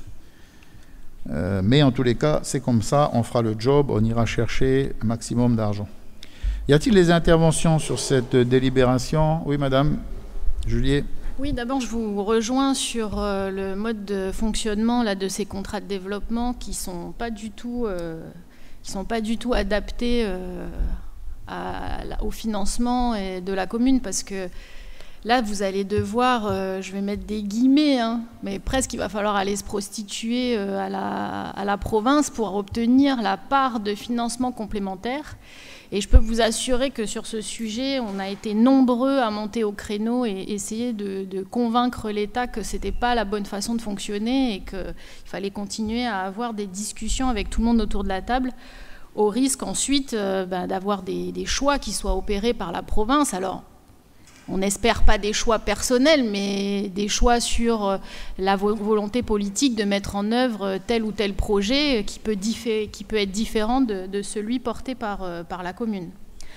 Par contre, moi, j'aimerais revenir sur les deux contrats de développement que vous avez proposés. Et clairement, on n'est pas d'accord avec le contrat de développement sur Saint-Louis. D'abord parce que Saint-Louis a déjà bénéficié depuis 5 ans d'un contrat de développement spécifique, pour lequel d'ailleurs on a eu une proposition d'ajustement budgétaire au travers des autorisations de programme. Je rappelle que c'était plus de 500 millions. Et là, on nous repropose encore de travailler sur ce quartier-là, alors qu'il y a 14 quartiers au Mont d'Or. Et pire, quand on lit en fait la convention, on se rend compte que les objectifs sont exactement les mêmes que sur la première convention. Donc pourquoi avoir voulu faire un projet, encore une fois, distinct pour Saint-Louis, alors que ça va être exactement les mêmes objectifs, les mêmes actions, mais vous en faites 2 choses différentes. Dans la convention pour Saint-Louis, il est indiqué en objectif global contribuer au bien-être et à l'épanouissement de tous les Mont-Doriens. Donc nous, on est vraiment en désaccord avec ce choix-là. On est contre le fait de mettre en place des inégalités au niveau de notre commune. On estime que le job a été fait sur l'ancienne génération de contrats de développement, que là, il faut proposer des actions pour tous les Mont-Doriens et pas, encore une fois, favoriser un quartier. Et je pense que ça va être très mal compris des Mont-Doriens. Eh bien, vous avez parfaitement raison. Voilà. Je ne peux pas vous dire différemment. La seule chose où vous n'avez pas raison, c'est que moi, je ne veux pas de contrat de Saint-Louis et j'en voulais pas. Voilà. C'est clair, ma demande, c'est niet. Après, je signe un contrat avec l'État. Voilà. Donc, effectivement, l'État nous a demandé de différencier, pas en termes de surcoût, ce qu'on faisait à Saint-Louis. C'est-à-dire que nous, on a considéré dans ce document qui est là, Saint-Louis est un quartier comme un autre, avec une maison de quartier, avec une maison pour tous, etc. Et donc, les dépenses qui étaient inhérentes à cette maison pour tous étaient la même que la maison de la Coulée, que la même. Donc, c'est les mêmes sommes, les mêmes actions. Vous avez bien repéré que c'était exactement les mêmes actions. Sauf que l'État a voulu marquer, voilà. Donc, chose que j'étais absolument pas d'accord, mais comme tout contrat, il faut savoir négocier, voilà, avancer l'un vers l'autre. Donc, on a simplement sorti une ligne, voilà. C'est pas un contrat à part, c'est une ligne qui concerne Saint-Louis qui est mise en exergue. Mais il n'y a pas de contrat de Saint-Louis supplémentaire. C'est exactement les mêmes sommes qui sont dépensées pour les autres quartiers. Et vous l'avez bien souligné. Monsieur Rivecchio, vous pouvez le préciser? Comment ça a été Merci, monsieur le maire. Simplement, oui, sur ces conventions, il y a 2 conventions. Ce sont les mêmes objectifs, ce sont les mêmes axes. Et l'idée, c'était justement de ne pas faire une exception sur Saint-Louis, avec le développement du sport, de la culture, de la prévention de la délinquance, de contribuer à la réussite scolaire. Et quand on regarde les montants, là on est sur une période de 4 ans alloués, où 80 millions sont alloués à Saint-Louis, et comparativement sur les autres quartiers, on est à 600, vous le voyez dans la convention, à 637 millions et quelques. Donc C'est une part qui est largement, on va dire, minoritaire. Ça fait 20 millions par an pour Saint-Louis. Voilà. Enfin, en tous les cas, on a mis ce que ça nous coûtait une maison de quartier, qu'elle soit à Saint-Louis, qu'elle soit à La Coulée ou qu'elle soit ailleurs. Quelles sont les actions qu'on a dans chaque quartier ou dans chaque entité sur la commune. Et on a écrit comme l'État voulait qu'on écrive. Mais je peux vous confirmer que j'étais absolument contre un contrat supplémentaire sur Saint-Louis. Voilà. Je vous en prie, madame. Alors, pourquoi l'État veut absolument identifier ce quartier? Écoutez, vous poserez la question au commissaire. Hein. Voilà. Je suppose que vous avez dû lui demander, puisque vous vous êtes opposé à cette convention, visiblement, et l'État vous a dit, vous l'a imposé. Nous a demandé quand même de faire ressortir voilà, Saint-Louis. Donc on a fait ressortir Saint-Louis. Mais il n'y a pas de contrat sur Saint-Louis. Non, mais il y a quand même une convention qui s'appelle encore une fois Saint-Louis. Hein. Il y a 2 conventions, une pour les autres et une spécifique à Saint-Louis. Donc ça fait bien 2 conventions. Bon, en tout cas, c'est votre responsabilité, mais nous, on s'opposera à cette convention. On souhaite qu'elle soit fusionnée avec la première pour qu'on ne fasse pas de différence et que tous les mondoriens soient traités de la même façon. Parce que mine de rien, 80 millions et 600 millions pour les 13 autres quartiers, 80 millions pour un seul quartier, ce n'est pas du tout le même rapport. Hein. Non, mais c'est les quartiers qui ont une maison. C'est les quartiers qui ont une maison de quartier aussi, hein, puisqu'il y a le fonctionnement de la maison de quartier. C'est pas pour Saint-Louis comme ça. Saint-Louis a une maison de quartier, La Coulée a une maison de quartier, 2 maisons de quartier, etc. Donc c'est pas que comme ça. Je veux dire, on n'a pas rajouté sur Saint-Louis. En tous les cas, la commune n'a pas rajouté de l'argent sur Saint-Louis. Monsieur Cartigeni, vous pouvez préciser parce qu'on a construit ça ensemble. Non, je crois que, monsieur le maire, quasiment tout a été dit. Il faut aussi avoir un œil sur le taux de subventionnement. Le contrat enfin en tout cas, les fiches actions qui concernent Saint-Louis sont subventionnées par l'État à 60%. Vous remarquerez que ce n'est pas du tout le même taux, puisque c'est à peu près 30% pour la partie qui est tout quartier. Ouais. Y a-t-il d'autres interventions? Pas d'autres interventions? Je vous lis la délib.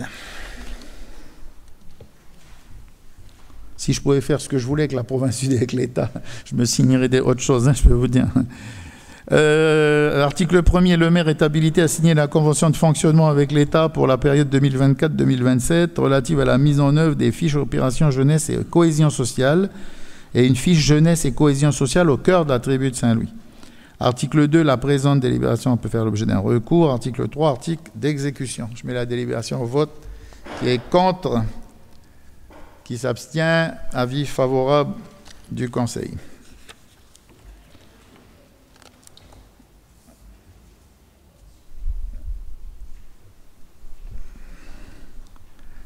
Nous allons passer aux exécution des dépenses d'investissement hors autorisation de programme, justement dans l'attente du vote effectif du budget principal et des budgets annexes primitifs pour l'année 2024. Madame San Mohamed. Oui, les collectivités locales peuvent voter leur budget primitif au-delà du 1er janvier de l'exercice auquel il s'applique. Cette faculté, qui est un aménagement du principe d'antériorité budgétaire, est utilisée par la ville du Mont-d'Or, ce qui lui permet de présenter un budget unique. Donc, dans l'intervalle du 1er janvier au 31 mars de l'exercice, en l'absence du budget voté, les dépenses et les recettes doivent toutefois pouvoir être exécutées.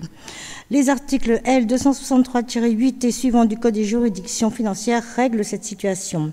Ainsi, dans l'attente du vote du budget principal et des budgets annexes primitifs de l'année 2024, il est proposé au Conseil municipal d'autoriser Monsieur le maire à engager, liquider et mandater les dépenses d'investissement hors autorisation de programme dans la limite du quart des crédits ouverts au budget de l'exercice 2023, non compris les crédits afférents au remboursement de la dette telle que la réglementation applicable en Nouvelle-Calédonie le permet. Les observations de la Commission des finances qui s'est réunie le 30 novembre dernier sur le budget principal, M. Sao a souhaité savoir si cette délibération est prise chaque année ou s'il s'agit d'un nouveau fonctionnement. M. Levanquet a répondu que cette délibération est prise chaque année depuis 2020. Sur le budget annexe O, aucune observation et les 2 projets de délibération ont reçu un avis favorable de la commission à la majorité des membres présents. L'élu de la liste Tous pour notre Mont-d'Or s'abstient de donner son avis. Ok, donc je vous lis, s'il y a des interventions, pas d'intervention, je vous lis la délibération. Dans son article 1er, le maire est autorisé à engager, liquider, mandater les dépenses d'investissement hors autorisation de programme du budget principal de la ville, dans la limite du quart des crédits ouverts au budget de l'exercice 2023, non compris les crédits afférents au remboursement de la dette selon le détail suivant. Vous verrez que ce n'est pas beaucoup. Les immobilisations incorporelles, les subventions d'équipement versées pour un total donc, de dépenses hors opération de 21 400 000, les extensions de réseaux électriques, développement durable, communication, aménagement d'accessibilité pour PME, un total donc, de dépenses sur opération récurrente de 7 510 000 francs. Et enfin, les dépenses d'investissement sur opération ponctuelle concernant l'aménagement de la vallée de la Coulée pour 6 millions. Article 2, les crédits nécessaires seront repris dans le budget primitif 2024 à la section d'investissement du budget principal. Article 3, article de recours. Article 4, article d'exécution. Je mets la délibération au vote. Qui est contre? Qui est contre? Hein? Ah ouais, ça c'est un truc, c'est comme ça, hein, on ne peut pas faire autrement. C'est plus. Ok. Tellement habitué à voter contre. C'est dans l'attente du vote effectif du budget. Il faudra bien éventuellement dépenser 2-3 sous. Je vous ai dit, c'est pas beaucoup. Hein. C'est surtout... Ok, merci. Donc, il s'abstient. Donc, avis favorable du Conseil. Et je vous lis la deuxième délibération qui est liée. Le maire est autorisé à engager, liquider, mandater dépenses d'investissement, toujours pareil, hors autorisation de programme du budget annexe O de la ville dans la limite du quart des crédits ouverts au budget de l'exercice 2023, non compris les crédits afférents au remboursement de la dette, selon le détail suivant. Dépenses d'investissement hors opération, ça concerne les immobilisations incorporelles pour un montant d'1 595 000 francs. Et le dépenses d'investissement sur opération récurrente concerne le renforcement et extension de réseau pour un montant de 5 550 000 francs. Article 2, les crédits nécessaires seront repris dans le budget primitif 2024 à la section d'investissement du budget annexe O. Article 3, article de recours. Article 4, article d'exécution. Je mets la délibération au vote. Qui est contre, qui s'abstient. Avis favorable du Conseil. Et enfin, nous sommes consultés pour une demande de dérogation temporaire au repos dominical par la société Casino Mont-d'Or qui doit ouvrir son commerce, donc c'est tous les ans la même chose, pour les fêtes de fin d'année. Donc, dans les observations, Mme Juliet souhaite savoir pour quelle raison ce point n'a pas été ajouté à la commission des finances complémentaires prévue le lundi 4 décembre prochain à 16h30. Dans la même logique, elle souhaite savoir pour quelle raison le point de l'ordre du jour de la commission des finances complémentaires ne leur est pas proposé aujourd'hui. M. Devanquet explique que la ville n'a pas encore reçu les projets de convention de l'État. Donc, ce projet, la liste Tous pour le Mont-d'Or s'abstient de donner son avis. Y a-t-il des interventions sur cette délibération? Ok. Donc, je vous la lis. Un avis favorable est rendu quant à la demande de la société Casino Mont-d'Or de déroger temporairement au principe du repos dominical qui est fixé le dimanche afin de répondre au mieux aux attentes de ses clients les 24 et 31 décembre. Article 2, article de recours. Article 3, article d'exécution. Je mets la délibération au vote. Qui est contre, qui s'abstient. Avis favorable du Conseil. Et le dernier point à l'ordre du jour, mais c'est toujours pareil, je dois simplement vous informer en mettant le rapport des commissions consultatives des services publics locaux qui est joint en annexe, que vous avez dû tout lire, avec les remarques de chacun, et je vous en remercie. Donc je vous rappelle, le prochain conseil municipal, je crois que c'était le 15 février 2024. J'en profite parce qu'on ne se reverra pas les uns les autres. Alors, il n'y a pas de... Il y a quoi comme... Hein? le pot du Père, il y a un pot. Un pot le 21, donc tout le monde y est cordialement invité, bien sûr. 21 à 18h sous la case, dans les jardins de la mairie. Je voulais juste vous remercier pour ce travail des uns et des autres, des collaborateurs, et vous dire que les temps ne sont pas faciles, donc je suis souvent quelqu'un de très exigeant, je m'en excuse, mais on a vraiment besoin de tous sur le bateau, parce qu'il faut ramer en ce moment, et on a besoin de tout le monde. Je m'excuse pour le parking qui est occupé pendant les festivités, donc je pense qu'il y en a quelques-uns qui sont soit dehors, donc ceux qui sont arrivés en retard, ils doivent être encore plus loin, voilà. En tous les cas, les activités de Noël ont commencé le 1er du mois de décembre, donc ça se passe très bien, les gens sont très contents. Vous pouvez mettre votre lettre dans la boîte du Père Noël. Moi, ce soir, je vais en mettre une. Il faut demander des sous supplémentaires, parce que l'opposition me fait du mal en ce moment, on ne veut pas que j'aille chercher les sous. Je vous laisse un petit mot si vous avez quelque chose à dire pour remercier éventuellement notre personnel. Madame Julier. Oui, je profite aussi pour vous féliciter pour les illuminations de la mairie qui sont particulièrement réussies cette année. Là, je dois dire que vous avez fait fort. C'est moi qui m'en fais. Oui, je vous ai vu un soir grimper à l'échelle. Je me suis dit, mon Dieu, mais que fait-il? Il lui manque la barbe. Non, vraiment, cette année, des illuminations magnifiques et puis un programme aussi diversifié pour ces fêtes de Noël avec plein de spectacles, plein d'animations pour les enfants. Et vraiment, c'est une bonne chose, ça amène un petit peu de gaieté, puis ça offre aussi des activités gratuites à nos administrés. Donc merci pour ça et puis merci aux agents qui vous ont aidé à installer les guirlandes de la mairie. Donc bravo aux services techniques. Et puis après, moins réjouissant, je voulais vous demander si vous aviez pris l'arrêté dont vous aviez parlé pour fermer l'accès à la montagne des Sources, parce que depuis 2 jours maintenant, on est en alerte feu maximale. Cet après-midi, s'est déclaré un feu dans le parc de la rivière de Dimbéa, à côté du trou des Nurses. Donc voilà, ça pourrait nous arriver demain, et étant donné tous les efforts qui ont été faits pour reboiser toute cette vallée de la Coulée, les financements qui ont été accordés, on vous demande si vous pouviez fermer toute la saison des feux. Alors je sais, vous nous avez expliqué que du coup les gens vont aller se baigner ailleurs, dans des endroits moins maîtrisés. Mais là, je pense que la nécessité est vraiment de fermer ce lieu, parce qu'il y a eu je ne sais pas combien de départs de feu déjà au Mont d'Or.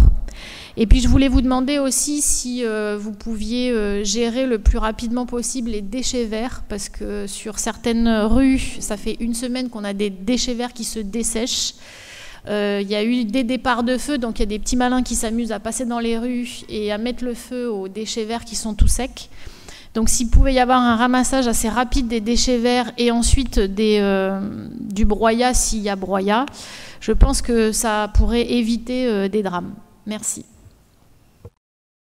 Répondre sur le parc de la Coulée, donc il y a bien un arrêté qui a été pris en 2021, qui est toujours opérationnel. Dès lors que la situation, le prévis-feu est signalé rouge, le portail est automatiquement fermé, le deuxième portail, pendant 3 jours.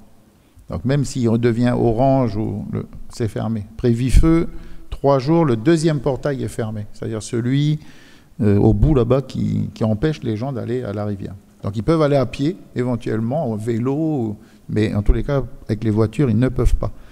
Donc néanmoins, il y a eu un départ de feu il n'y a pas très longtemps dans le coin. Là.